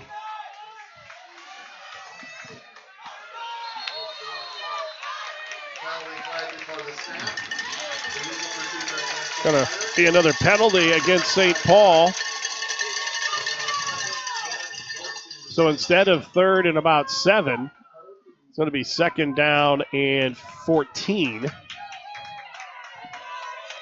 as they move the ball back to the 15-yard line.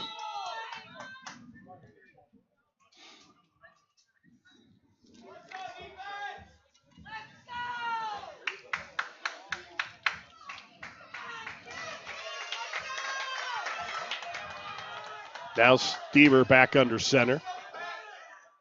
And he's going to swing it again. Again, they're going to run that same play to De Leon down the right side. That swing pass was very effective in the first half. Now it sets up a 1st and goal for the Flyers, and they're knocking on the door again. Gain is down to the 10-yard line. It'll bring about 3rd and 2. Actually, it'll be 3rd and 2 as they get down to about the 10. Not quite good enough for a first down. 8:07 to go in the 3rd quarter. St. Paul with a 14-0 lead, looking for more. Stever off the left side pushes forward. He'll have enough for the first down. It's going to set up a 1st and goal. 5-yard line, 1st and goal for the Flyers. As you said, Bruce, they are just going to come down and run the football. They had the one pass play, so they're keeping you honest. Yeah, and they're running a very basic. They're just putting more people at the point of attack than Monroe has. When you go that straight T backfield and you have 2 lead backers leading off tackle with your linemen, it's a problem. Going to be a direct snap now to Stever. He's going to try to turn the corner to the left side. Tripped up. Does he get in? It's going to be no. Gain is to the 1-yard line. So it'll be 2nd and goal from the 1, and one of the Flyers is limping as he gets up. And I can't see who the number is. Looks like it's number 21. That's Jesse Ruffing. Officials will come out and tend to him. 7:35 to go in the 3rd quarter. Monroeville trailing 14-0. Brian Harter, Bruce Weirich from Monroeville High School. Monroeville at 5-0. And Norwalk St. Paul at 4-1. And, Brian, we kind of saw some of the adjustments the coaches are made. Monroeville came out, tried to throw the ball. They're having trouble running the ball the first half, so they come out and try to open things up a little bit by throwing the pass. Norwalk was ready for them, shut them down on the 2 passes they attempted. Now we look at the other side of the coin, and Norwalk St. Paul, yeah. Are you hungry? Yeah. They're trying to find something to cheer about there in the concession stand. Yeah. But Norwalk St. Paul is playing power football right now. They're just lining up on the line of scrimmage and coming at you. Well, we talked about the dominance that St. Paul has had over the years in the Firelands Conference. They've won the Firelands Conference Championship 24 times, including a stretch from 92 to 2018 where they won or shared the title 20 times. Western Reserve won the championship last season, breaking a string of 6 straight outright Firelands Conference championships, won by St. Paul. That's a pretty good program. One of the things that's tough to do is always stay at the top of the program. You ought to stay at the top of the mountain because there's so many people trying to knock you off of that. Think about your great teams, St. Ed's. They're got a powerhouse at the top. Everybody guns for them. They have a few losing seasons. You go back to all your great programs, and there's always somebody aiming to knock you off. And for St. Paul to stay there year after year, amazing. Well, and one of the things I think is the key to that is consistency with the coaching staff. John Livengood has been there for 30 years. That helps so much. And the kids believe in him. 2nd and goal from the 1-yard line. And there's a surge, and I don't think he got in, or did he? There's no signal yet. I don't think he made it. Nope, they're going to give it to him. Stieber with the push up the middle. And now St. Paul threatening to go up 21-0.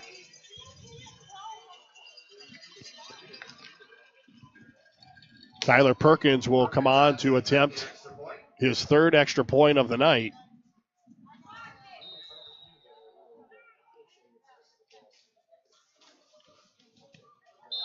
Kick is up, and it is good. So the Flyers go up 21-0, 7:16 to go in the 3rd quarter. And you talk about momentum, and we talk about that a lot. And Monroeville came out to start the 3rd quarter, and the defense for St. Paul really set the tone by forcing that 3 and out. And then they go right down the field and score. And as we stated the first half, and you look at the halftime stats, the Norwalk St. Paul defense is setting the tone of this entire ball game. And they're hitting them, they're knocking them back, they're shutting everything down that Norwalk or that Monroeville's tried. Monroeville last year started the season 2-7. Then they knocked off St. Paul 13-0 to end the season at 3-7, and they haven't lost since. But St. Paul has revenge on their minds tonight here in Week 6. And they're looking to go into the postseason with some momentum, knocking off their rivals, and they're in pretty good shape right now. 21-0, 7:16 to go in the 3rd quarter. This could be the drive of the ball game for Monroeville. If they want to get back in this, they have to get points on this drive. They need a big special teams play. They need to break a big run here. They need to get something established. They need to put first downs together, link them together to get down this field. Perkins will kick it off. Rader comes back to the near side, and he's not going to get much past the 26-yard line, so the Eagles will start 1st and 10. Fairly good field position. There's not a lot of football teams that'll have your quarterback returning kickoffs for you. You don't see that often. Well, he has demonstrated the ability to run the ball. Flag. And we have another flag down. Looks like a sideline warning. The first one will just be a warning, telling them to stay back. The next one will be penalized. Sideline warning against the Eagle bench. Flag is still laying at the 40-yard line, I think. 1st and 10 from the Monroeville 26-yard line.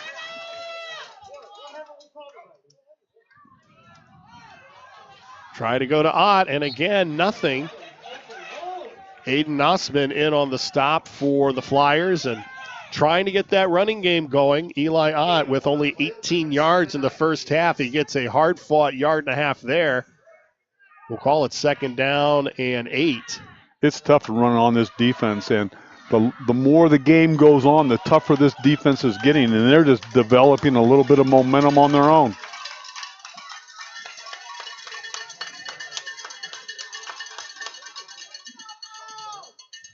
Rader fakes to his right, rolls to his left, and that's the first completion of the ball game for Monroeville. Merritt Key comes up with the reception. And that's going to bring up, that is 1st down yardage. I was waiting for them to move the markers across the field. It's going to be 1st and 10 at the 28-yard line. And that's what they need. 38-yard line, excuse me. That's what this football team needs. They need a little enthusiasm, get it going. The fans are sure going to back you. I'll tell you that. They are great. 1st and 10 from the 37. Tight formation. Backs in the eye. Give it to the fullback. And Schuler pushes forward to about the 44-yard line. So that was a nice gain on 1st down, a pickup of about 5. Bring up 2nd down and 4 for the Eagles.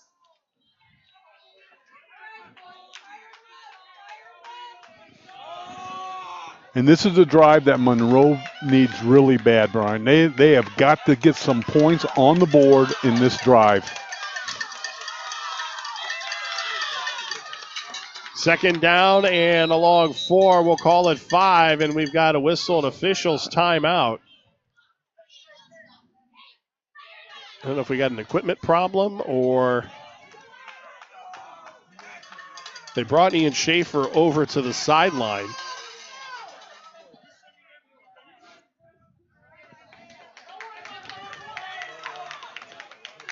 So it looks like he's going to have to sit out for a play, and then he'll be able to go back in. 2nd down and 4. The Eagles looking for some kind of spark here in the 3rd quarter. Caden Martin, and it's not going to be on that play as the defense responds with about 6 white jerseys around the ball. It's going to be 3rd down, and he may have lost a yard. And that's what they call pursuit drill. When the ball was pitched and it was going to the left, everybody on that defense was swarming to the football. They're actually giving him a yard of progress on that play. It'll be 3rd down and a long 3. Every play that Monroeville runs, they have got to get positive yards. They've got to get the 1st down here. Raiders going to roll to his right. It's caught, and that's a 1st down up to Trevor Schaefer, and he's across midfield to the 46-yard line. And the fans here in Monroeville love it. It's a 1st and 10 for the Eagles. And as we stated earlier, Brian, all you got to do is start putting a little bit of drive together. And these fans are picking you up. They believe in you, and we need points on the board. 1st and 10 at the St. Paul 46. 4:24 to go in the 3rd quarter. Plenty of time. The passing game's starting to work for them.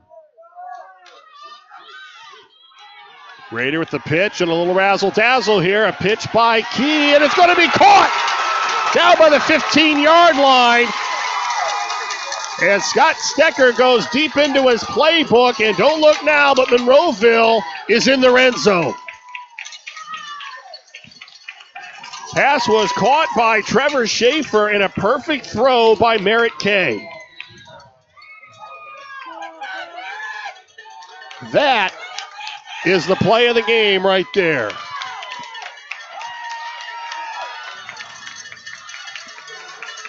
First and 10 at the 15-yard line. Schuler fights off tacklers, pushes his way to the end zone. Touchdown, Eagles. That was 15 yards of power football, and the Eagles are on the board. We got a football game, Brian. Well, you talk about someone who wasn't going to be denied. He ran through tacklers on his way to the end zone on a 15-yard touchdown run.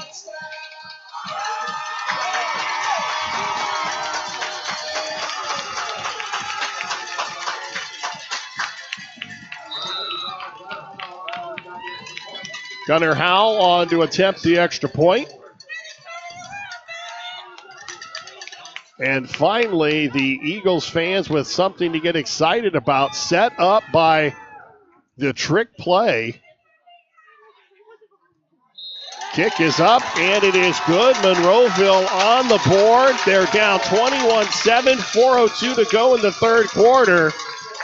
And you talked about it, they just needed to get a drive going, and it was jump-started, 1, with the ability to throw the ball, and 2, with the trick play, the pass from Merritt Key to Trevor Schaefer. And that's your coaching staff. You know, you come up with the razzle-dazzle, you know what the momentum of your team is doing, you're down a little bit, you need the big play, you need the 1st down, great call, halfback pass, showtime, boys, here we go. Well, and if you can't run around the defense, throw over it. Go over the top of them.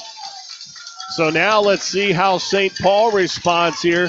You know, all the excitement, and St. Paul's over there going, wait a minute, we're still up by 2 scores. We need to take care of business and do what we do best, and that's run the football.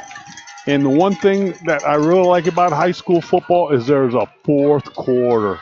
And we're about ready to enter the fourth quarter with 4 minutes in the third, and the Monroeville fans are fired up.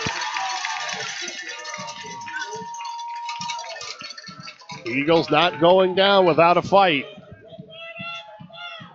And as long as this momentum can carry over, let's see what the Monroeville defense can do now. See if they can get a spark going.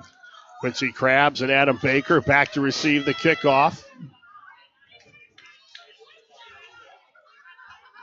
That is the most excitement we have heard in this stadium since kickoff.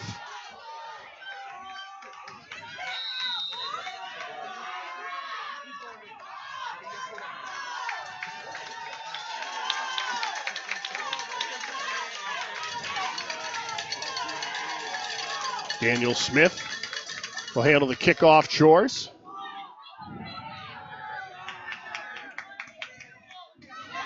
And Baker picks it up at the 24-yard line. And he is gang tackled at the 30. So a 6-yard return, and the Eagles are fired up here in the third quarter. Welcome to high school football on Friday night. This is what it's all about right here. I tell you what, if the defense comes up with a stop here, I'm not even going to say a word because the fans are going to tell the story. Everybody will know. And did we really think this was going to be a blowout? You know, you sit back here, you got 2 class football teams going at it. 21 zip, you're down. You come back and score, and this place is buzzing. Well, and you can sense the anticipation and the excitement on the sideline for Monroeville, but Scott Stecker's down there going, we're not done yet. We got to get some stops defensively, and we got to keep this going. And keep thinking about what happened last year at the last game.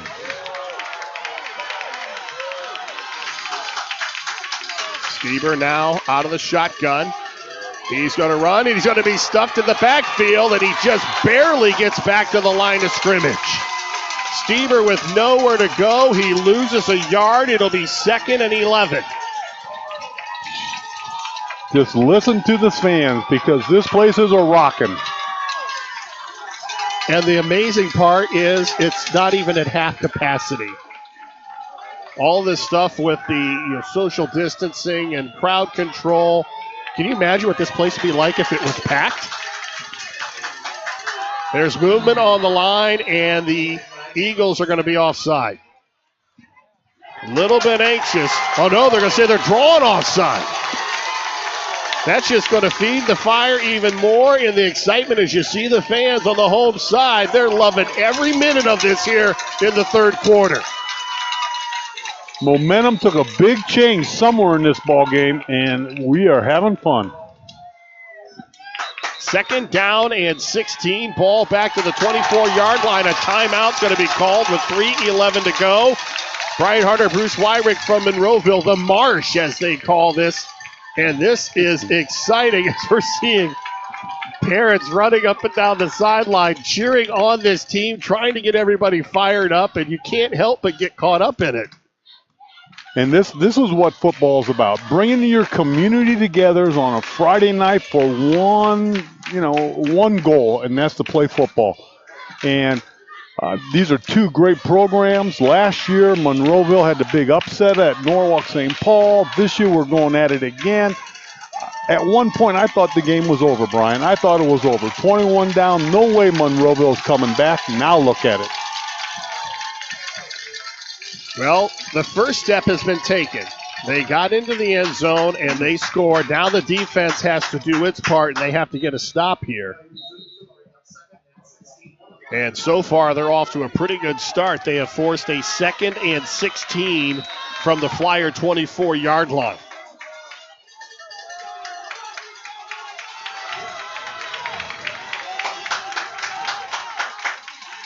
Stieber stumbles, and he's going to be dropped in the backfield. No, it's Krabs, and he might be hurt.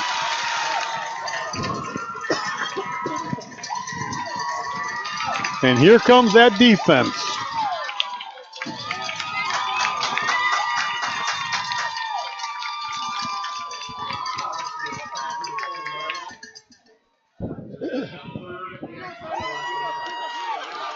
Third and 20. A huge play for both sides of the line of scrimmage, because the Flyers feel this shift in momentum.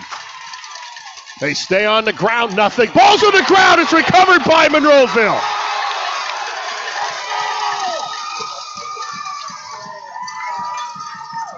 You talked about the defense coming up with a big play, and they do right there.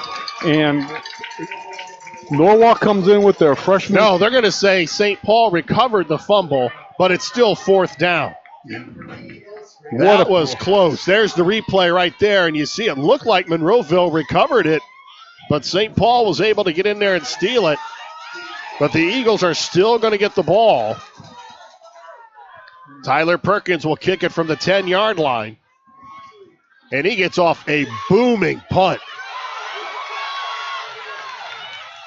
Schaefer back to about the 43-yard line, so Monroeville with pretty good field position, down by 2 touchdowns. The defense did its job. Now the offense back out on the field with 1:52 to go in the third quarter.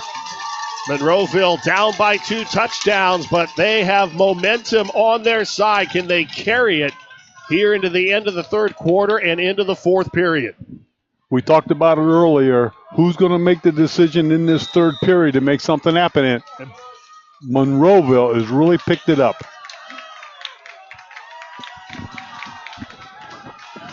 Backs in the eye. Raider up under center. Ott on the right side, puts his shoulder down, gets about 3. Will Stieber, who has been Mr. Everything for St. Paul tonight, in on the stop, of gain of 3. It'll be 2nd and 7. Positive yardage on first down. That's what you want. You want to keep the sticks moving. You want to keep it going in your direction. Always positive yards, no mistakes, no penalties, no turnovers. Well, Scott Stecker knows if they win this ball game, they're going to have to run the football at some point to be effective. Ball's on the ground. It's recovered, though, by the Eagles. So not a smooth exchange between the center and the quarterback. Fortunately, Monroeville able to recover. They lost a yard on the play. It'll be 3rd down and 8. And it's little things like that just drive coaches crazy on the sidelines. You have a perfect play called, fumble in there. Now you got to felt that, did you? Oh, you feel it all the time. 3rd and 8, big play in this drive for Monroeville. 46 seconds and counting in the third quarter. They swing it out, and it's incomplete, in and out of the hands of Trevor Schaefer. So that'll stop the clock with 41 seconds to go in the third quarter. And the Eagles go quietly on that drive here at the end of the third quarter. And it's a great ball game right now. The enthusiasm of the fans on both sides of the football field making this a ball game. Ian Schaefer back to kick it from inside the 35. It's a high, short kick. It's going to bounce and take a Monroeville roll inside the 30 down to the 25-yard line, and that's where St. Paul will set up shop with 30.7 seconds to go in the third quarter with a 14-point lead. And what we got to see if that Monroe defense can step it up again and get the ball back. They did an outstanding job that last series.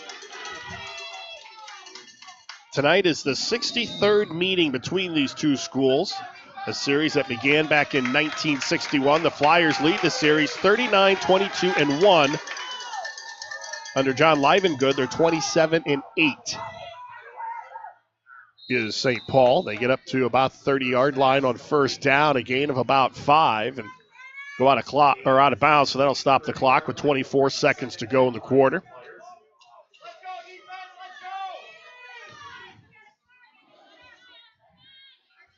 And the only pass that Norwalk's thrown this whole game is those wide out screens. They haven't really attempted throwing the ball upfield. Stieber is back in at quarterback. He had completed a couple of those swing passes. Now they're going to hand it off to Krabs around the right side. He's got a first down up to the 39-yard line. Quincy Krabs, the 5'8 sophomore, moves the chains with 18 seconds to go in the third.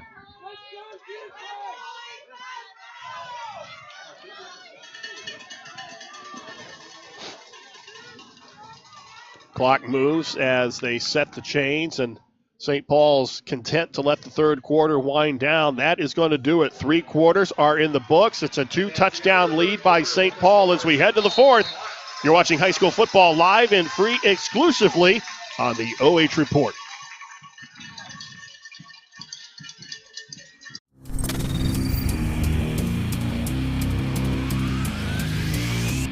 Proudly serving you since 1988 and a proud supporter of athletics.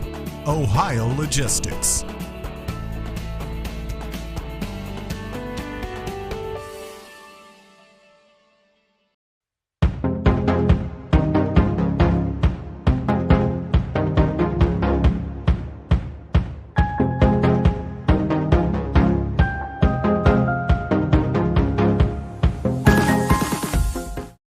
Salvage to a commercial oven. We offer a variety of antiques, handcrafted furniture, collectibles, interior decor, and various restaurant, business, and industrial surplus items. Give us a call, 419-465-9013, and check out our website, oldschoolwarehouse.com.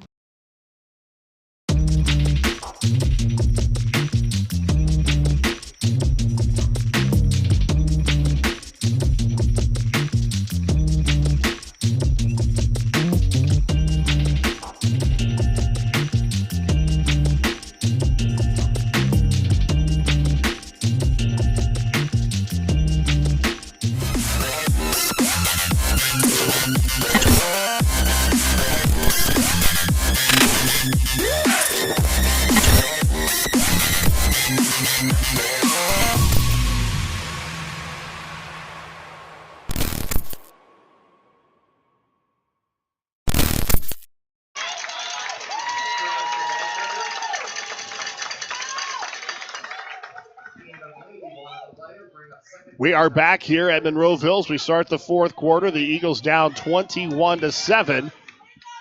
1-yard run by the Flyers to start things off here in the quarter.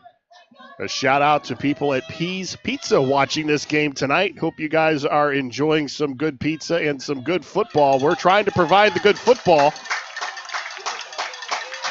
Right now we've got a 2nd down and 9 for the Flyers. They swing it out. This is going to be caught by Adam Baker. Baker turns upfield, gets to the 42. You know, you asked me during the break, what's it going to take for Monroeville to get back in this? The defense can't give up any more points. No, the scoreboard's got to stay at 21. You got to keep it at 21 because your offense has got to put 2 scores on the board.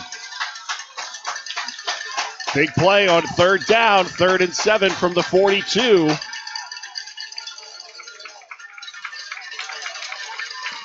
Now, he had to mention pizza. Now, pizza sounds good. Stieber up under center. Coming to the near side, that's Krabs, and he's going to be stopped at the 46-yard line, short of the first down marker. Coming up to make the play was Eli Ott. It's 4th and 2. So the punting unit for St. Paul comes out again. So the defense again does its job. Now the offense has to mount another drive. And that's one thing we talked about at halftime. What's going to be some of the adjustments that Monroeville does? And they're playing defense right now. They are playing very good defense. Trevor Schaefer back to receive along with Isaac Rader. Nice kick. I'll tell you what, this kid can kick. He can flat out kick the football. And it's a spiral. You don't see that much in high school ball. Great spiral, lots of distance, got the height on it. We may be seeing him in college one day. Tyler Perkins is a junior, averages about 46 yards a punt coming into tonight's action. You take a look at some of your Division III stats, you know, that's what they're punting. Division III, some of your Division IIs, 46-yard average is awesome. So now the Monroeville offense back out First and 10 at their 20. Can they chip away at that 2-touchdown deficit? They stay on the ground. A gain of about 4 on first down, so it'll be second down and 6 after the short carry. Again, anytime you can get 3 or 4 yards on first down, it sets up as second down and 6, second down and 7. You can pass, you can play action, you can run the ball. Your whole playbook's open. Schuler and Ott are the running backs. But Rader looks to throw. Wide open over the middle. He's got a receiver. It's going to be caught at the 45-yard line. Hauled in by Merritt Key. And that's another first down. A perfect strike from Isaac Rader. And don't look now. Here come the Eagles. That was a perfect throw over the middle by Rader. Threw it right over the defender. And that's something I was expecting earlier in the ball game. If they get their passing attack going with their running attack, they're going to be tough. First and 10 at the Flyer 44-yard line. Rader's going to keep it, gets up inside the 40, so he's got about 5 yards on the first down carry. And that's what I like to see. The quarterback is putting his team on his shoulders. He threw the big pass down the field. He ran it now. As they say, he dropped it in the bucket. That was a perfect throw. And they call it a post route. The young man just ran right up to the goal post and laid it out. Now he'll back into the shotgun, Will Rader. Rolls to his left. Pumps, and he wisely runs out of bounds. He had nowhere to go. That'll stop the clock with 8:12 to go in the ball game. They tried to run what they call a hook and go. The receiver went upfield, stopped on a dime. Quarterback faked him the ball, and then he tried to roll off, but Norwalk defense defended it. Well, and he lost 4 yards on the play. It'll bring up third down and 9. Crucial down here. Crucial down. I don't want to say time's running out, but that clock keeps ticking, Brian. Well, there's 8:12 to go. Monroeville with all 3 of their timeouts. Play clock is down to 2. Rader out of the gun. Going to try to step up and run, and he has belted at the line of scrimmage. The defensive front for the Flyers does an outstanding job of closing the hole. Zach Pokos over there to make the stop. It's 4th and 9. Now it's decision time because you have to keep your offense on the field. It is decision, but when you're looking at a 4th and 9, the last thing you want to do is give Norwalk St. Paul the ball right there. And the thing that I like is how Monroeville's defense is playing now. Kick the ball deep, put them in the hole, put your defense out there, get the ball back in good field position. Well, they're going to take a timeout and think about it. So if you're Scott Stecker now and your undefeated season is on the line, an outright conference championship is on the line, there's 7:44 to go, you're down by 2 touchdowns, and it's 4th and 9 on the 43-yard line of St. Paul. Do you go for it? Do you leave your offense on the field? That's a call. That's why he's a veteran coach. You know, you have a veteran coach down there. He's going to make the call. He's going to see what happens. Right now, my defense, Monroeville defense, has been playing outstanding. They have given So you would kick it nothing. and bury him. I would kick the ball down, bury him in there. 1, 2, 3, force him the punt. But then again, you got to look at that clock. If Norwalk gets the ball and if they can establish any drive, the minutes are going to tick off that clock, and you need 2 scores. Well, they've already ran one trick play tonight. Are we going to see another one here on 4th and 9? So you have that to think about because you've already shown that out of your playbook. And no penalties. Maybe they're going to try and draw them off sides. See if you can make it from a 4th and 9 to a 4th and 5 or 4th and 4. Rader will line up in the shotgun. He's got 3 receivers in the formation. And there's, you talked about the penalty, but it's against Monroeville. That's going to change the play call. And I think now you rely on your defense and you go ahead and kick it. You know, as a coach, you stand there, you have the perfect play drawn up, and then somebody jumps off sides or you have a little bit of a penalty. Now you put yourself in the hole a little bit more. Do you stick with your guns or do you change it? So instead of 4th and 9, it's now 4th and about 15 as they move the ball to the 49-yard line. And it looks like the offense is going to go to the line of scrimmage and go for it here on 4th down.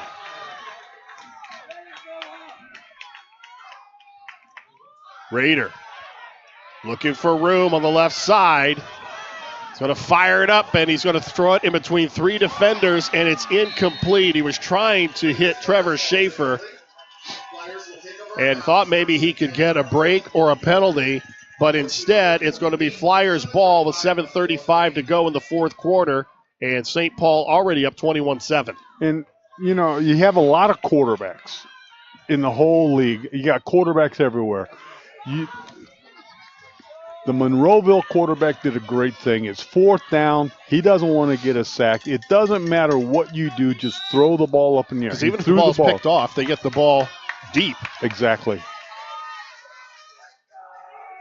And the defense for the Eagles rises to the occasion and stopped. I don't know who the ball carrier was. It was Stephen DeLeon in the backfield.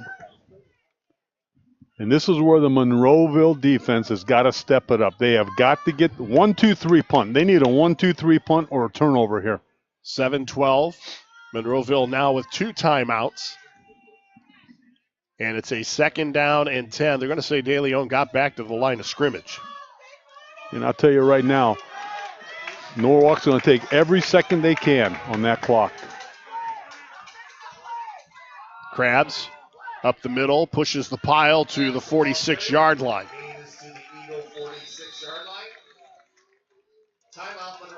And Monroeville's going to spend a timeout with 6:46 to go. They've got 1 remaining. This could be the ball game right here. 3rd down and 4. They have to get a stop here, because if you let this drive continue, all St. Paul's going to do is they're going to run the ball and eat the clock. Yeah, and they got those big clocks on the field now. Back in my days, you didn't have them. You had to watch the official. So that quarterback, they know exactly how much time is left in the play. They're going to snap it at the last possible moment. They're going to eat as much as clock as they can. And if they get a 1st down here, like you said, Brian, it's going to be tough to stop that clock.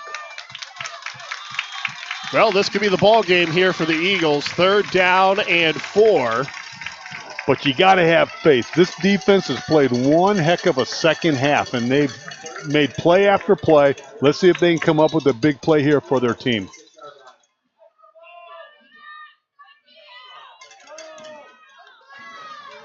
Ball at the Monroeville 46-yard line.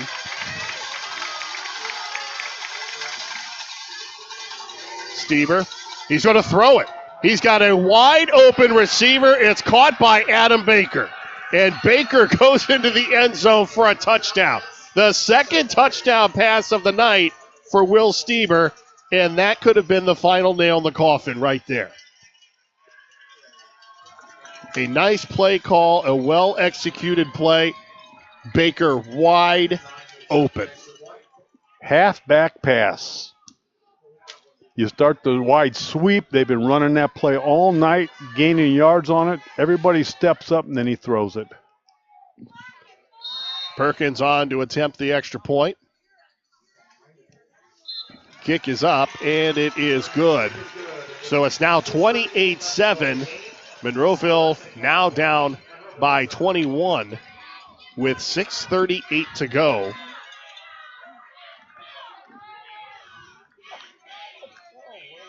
So, I'll tell you what, if there's going to be a comeback here, this is going to be of epic proportions and something they're going to talk about in Monroeville for years to come. And it was like somebody deflated a big balloon. The enthusiasm was there, and then all at once they threw that halfback pass, touchdown, nail in the coffin, possible, but they deflated the balloon right now. And a lot's going to be determined on what this offense does in this next series coming up, because you still have onside kicks. You can turnovers. You got a couple timeouts left. You can still work the clock. They have one timeout left, and I would think they're going to have to throw the ball more. One, to get bigger chunks of yardage, and two, even if it's an incompletion, it stops the clock. Right. You got to move the ball downfield in large chunks. You can't nickel and dime yourself down there. They don't want a 4-yard run. And like you said, we got to get points on the board now. Kickoff return would really be nice. Isaac Rader back to receive along with Trevor Schaefer.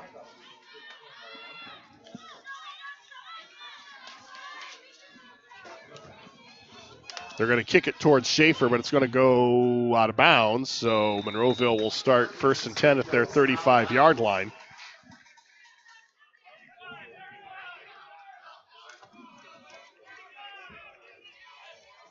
So we'll see if they have a comeback in them, down 3 scores with 6.5 minutes to go. And as you said, that enthusiasm that was on this sideline in the third quarter, you can hear a pin drop now. And right now, Monroeville's got to get into a hurry-up offense. They've got to move the ball downfield, as you said, in big chunks. They got to get on the scoreboard. They're down by 3 scores. They need a touchdown. Rader out of the shotgun. 3 receivers in the set, 2 to the near side. And he's going to run it right up the middle and just gets to the line of scrimmage. Leading the way defensively for St. Paul was Luke Blum. You got to say a lot about that defensive front for Norwalk St. Paul. They've done a great job in stopping any run that's up the middle. It's a defense that's only given up 177 yards a game and 7 points a game all season long. This has been a stingy defense.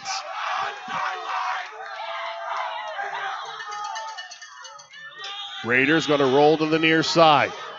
He's got time, sets, fires, and it's incomplete. Camden Krabs back there on coverage. Ball was intended for Josh Burrows. Nice defense by Norwalk. They had the ball covered. They had a man in there. The ball was just a little short. Knocked down.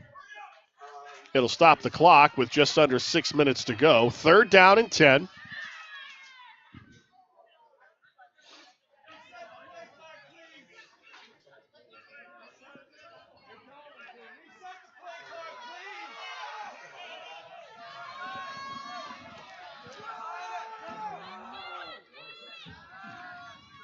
Rader has to reverse his field, comes back, and it's caught. So that's a huge catch by Ian Schaefer. He holds on, gets hit pretty hard after the catch, but it's going to be a 1st down, and the drive stays alive. And that's what you got to do. Big chunks, Brian. They got to get some big chunks of yardage here. Rader swings it out, and it's incomplete. He was trying to hit Merritt Key. Little swing pass, see if they can't get something open and get up the sidelines. Norwalk, that's all they've been running all night, just those little hitch passes until they came up with the halfback pass. Clock now at 5:45. Monroeville's in 4-down territory. I don't think I'll see them punt the rest of the night. They've got to get positive yardage. Ott jumps over the line of scrimmage and gets down to about the 45-yard line. It'll be 3rd and 8. That was just to try to throw a change up to the defense. Maybe break one. Rader, it's caught. Another big catch by Ian Schaefer, but he's going to be short of the 1st down. He stays in bounds, so the clock continues to move. 5:14 and counting. It's going to be 4th down at about 4. Keep the play drive going. You got to make the 1st down. Get a huddle, get regrouped. They're going to run it or pass it, Brian? Oh, I think you got to throw it. You have to throw it. You roll him out. Either he runs it or he throws it, but you got to roll him out. Or you can run it off right tackle, and he doesn't get it. Well, he's close. It's going to depend on the spot. He's a lot closer than I thought he was going to be. Nope, they're going to give it to St. Paul. They're not even going to measure, and they're going to turn it over on downs with 4:43 to go. And that is probably all she wrote for Monroeville. And that hurt right there. You know, when you couldn't get that first down, and with only one timeout, in high school football, all Norwalk needs is one first down, and they're going to chew that clock up. Monroeville can only stop it once. I doubt if we're going to see Norwalk throw the ball. They're going to utilize every second off the clock. Back to that T formation. Bring the freshman in, and that's Camden Krabs. Or Wetzel Stieber, excuse me, number 32. A gain of 3 on the play brings up 2nd down and 7 for the Flyers. So unless something unforeseen happens here in the final 4.5 minutes, Monroeville's going to suffer their first loss of the season, and they'll end up sharing the Firelands Conference Championship with St. Paul and maybe Crestview. We don't know how the Crestview-Plymouth game has been going tonight. We'll try to find that out by our post game. 2nd down and 7. Direct snap to Stieber. Stieber puts his shoulders down and pushes forward to about the 48-yard line. He's going to be close to a first down, but I think about a yard short. And there's a flag down. Looks like a face mask play. And if this is a 15-yarder, I think that is the nail in the coffin.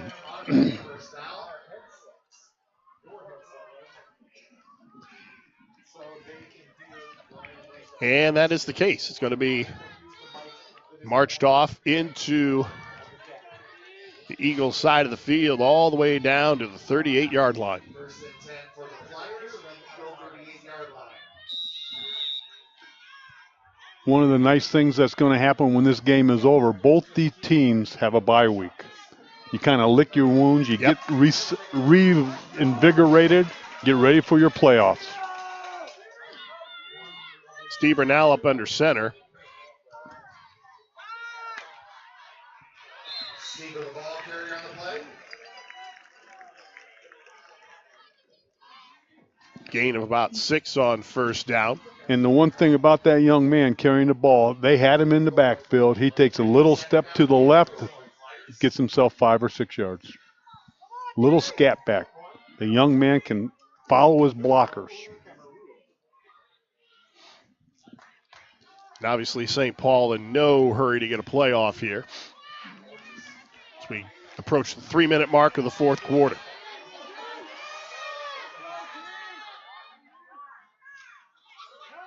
Stieber hands off on the end around to Quincy Krabs, and he's got first down yardage, knocked out of bounds inside the 20-yard line. They've run that little counter very effectively tonight, Brian. They'll get everything going in the right direction with the ball fake, then they'll hand it back to number 2, and that young man can scoot. It's a 5'8" sophomore, so he's going to be around for a while. The nice thing is he's got 2 big blockers out in front of him making a wall. He didn't get out of bounds. Clock continues to move as we approach 2.5 minutes.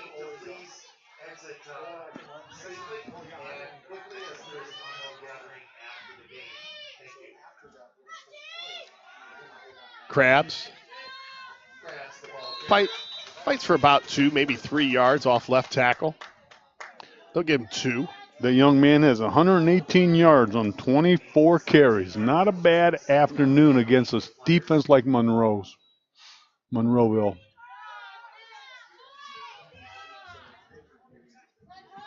Has a touchdown to his name.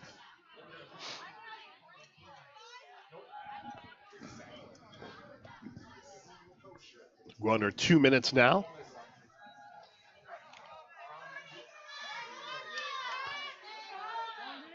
Stieber now backs into the shotgun. He's going to run it himself off left tackle. Gets a couple.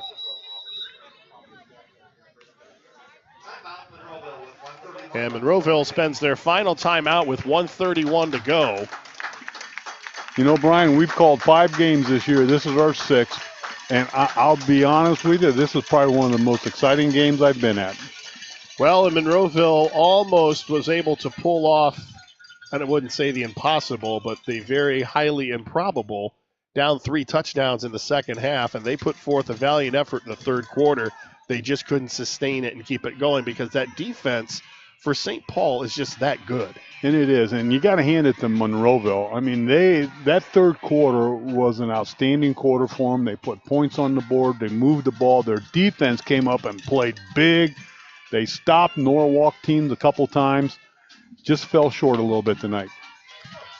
So Monroeville is going to end the season with their first loss. But as you said, more importantly, they're going to get a bye week before they play their playoff game. So they'll be able to kind of rest up and get everybody who's a little dinged up, get them healthy. It's almost like 2 days again. You got 2 weeks until your first game in the playoffs. And the team you're going to play, you're going to be able to go scout them. Monroeville is a 7 seed. They're going to play an 8 seed or a 10 seed Independence team on October 16th. Third down and 6. And Stieber is not going to get around the right side, and a flag comes flying in as he was brought down by Braden Schuler.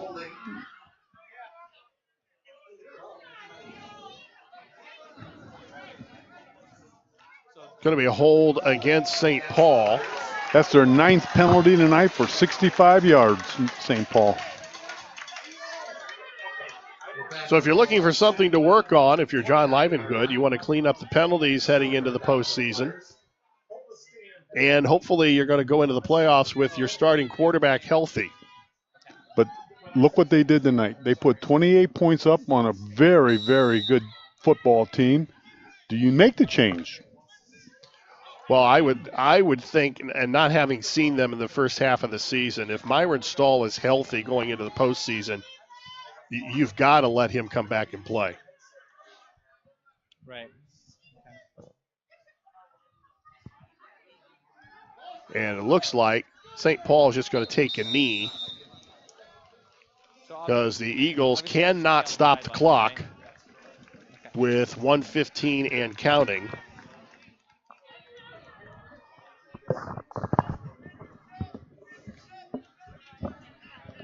And St. Paul is going to be on their way to sharing another Firelands Conference championship. Their postseason, by the way, they're an 8 seed, and they're going to play number 9 seed Salinesville Southern on October 16th. So both teams, Monroeville and St. Paul, get byes in the first round.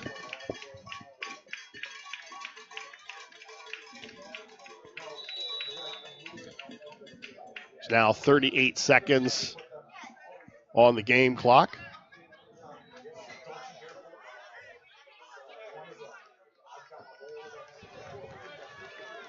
Delay of game's going to move the ball back to the 35-yard line.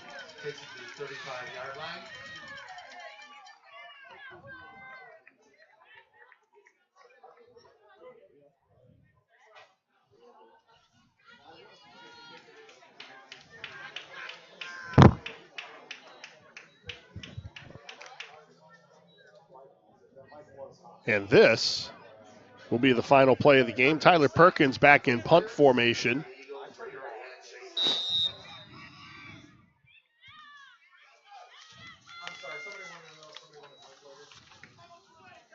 And Perkins is going to angle it to the near side of the field, kicks it into the end zone.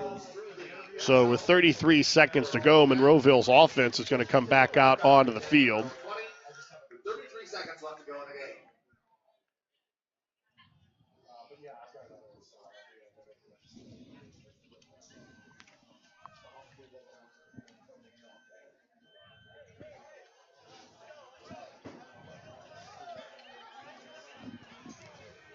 So if you're the offense now, do you try to run a play? Do you just take a knee and 33 seconds to go? You're down by 3 scores. Looks like Raiders going to come up and they're at least going to run another play.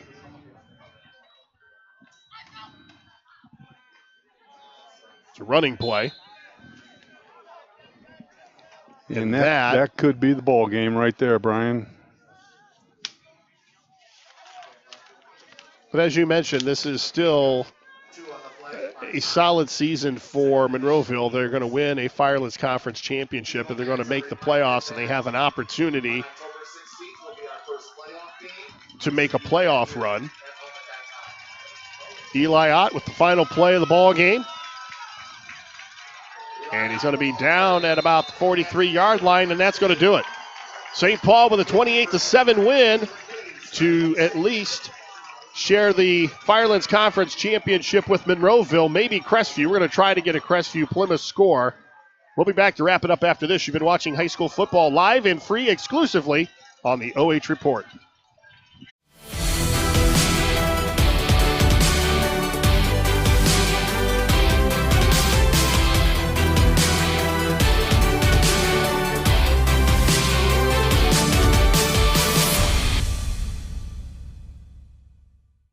Proudly serving you since 1988 and a proud supporter of athletics. Ohio Logistics.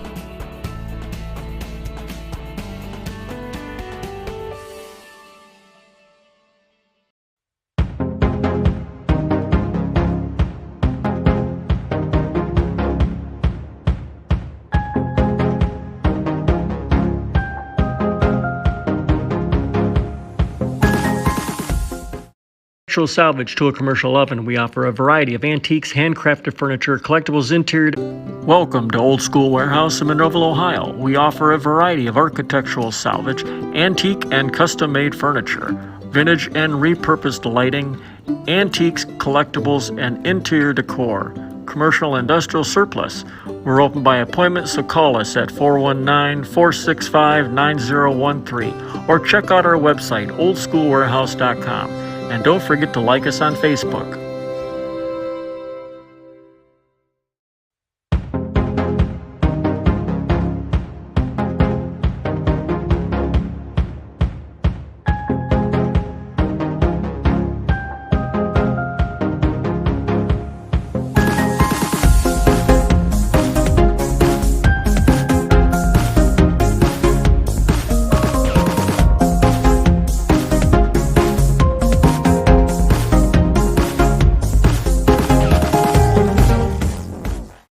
With 25 locations spanning 7 states and over 5 million square feet of warehouse space, Ohio Logistics provides all of the assets necessary to meet your most sophisticated logistics requirements. Proudly serving you since 1988 and a proud supporter of athletics. Ohio Logistics.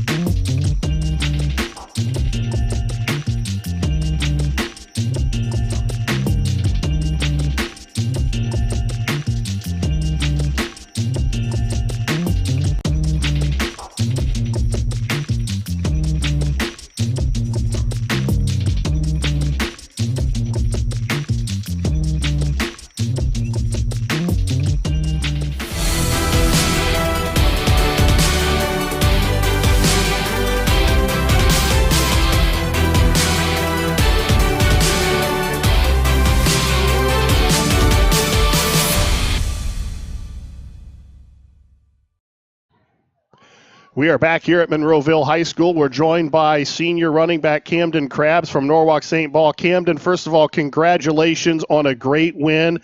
Looking back at last season and how last season ended, how did that game and how that game turned out help you guys in the offseason and motivate you perhaps going into this year? That's all we talked about all summer, was getting back on this field and beating them like they did on our home field. It really did motivate us.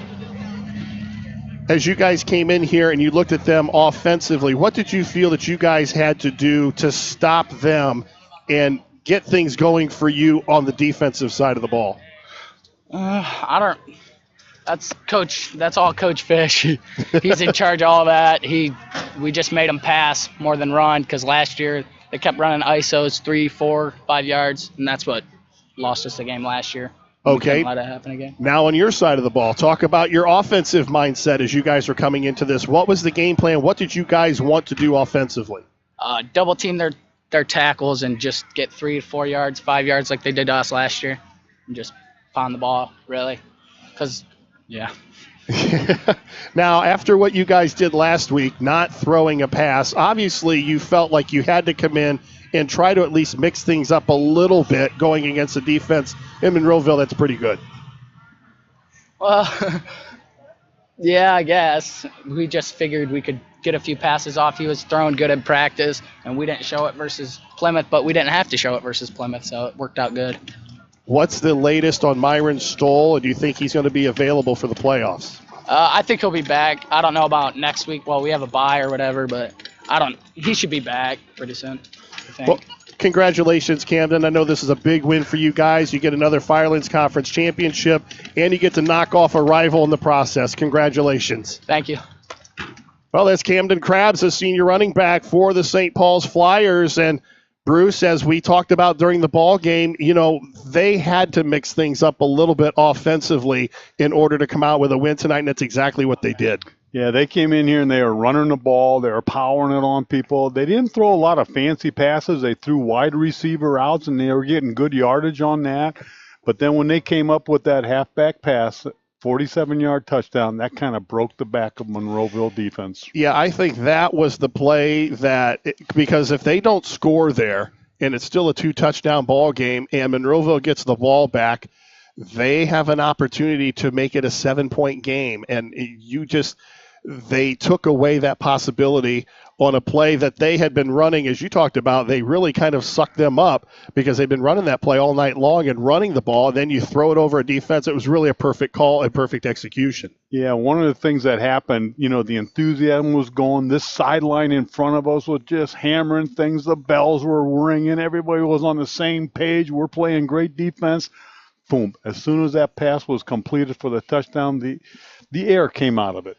Now, as we take a look at the final numbers, it's a little bit better for Monroeville in the second half, but still it's domination, 400 yards of total offense for the Flyers. The one thing that, Monroeville came out and they had a great third quarter.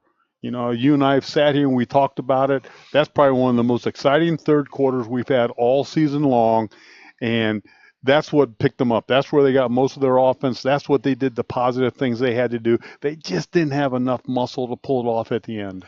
I think they were not able, even though they got 111 yards for the game running the football, they weren't able to get Eli Ott going the way that they wanted to, and they weren't able to. All that passing yardage was in the second half. Right, and the one thing that I watched some previews of this team, Monroeville team, and Mr. Ott had tremendous ball games. I mean, he was having over 100 yards rushing here and here. You got to give it to Norwalk Flyers. They stepped up and they shut that young man down tonight. They had the one turnover in the first half. They were able to take care of the football. I mean, they fumbled it in the second half, but they were able to recover 90 yards in penalties. There were some things that really killed some drives for them. Yeah, and the big thing now, everything that has been done, you put it away. You tear it up, you throw it away, you start basically all over. Both these teams have 2 weeks off, and I can't imagine what it would be like in the middle of the season, basically, or at the end. They have 2 weeks off before you play your next ball game. Were you surprised that the offensive output, as you look at it there, was so lopsided? When the game started, and the defense of Norwalk St. Paul was really stepping up. And when they were shutting Ott down, you kind of got the feeling, boy, this defense is tough. And as you stated over and over, that's a great defense for the whole season, not just this ball game. So if you're Norwalk St. Paul heading into the postseason, you want to get your quarterback healthy, so that at least gives you a little bit of balance offensively. And if you're Monroeville, what do you want to do? Monroeville, you got to get that offense moving a little bit better. You know, tonight, Norwalk, you met a great defense, and you're going to meet more defenses. As I've stated before, when it comes playoff time, your defense has got to step it up. And Monroeville, they got to get that offense moving. They got to put more than 6 or 7 points on this game to win any games this way out.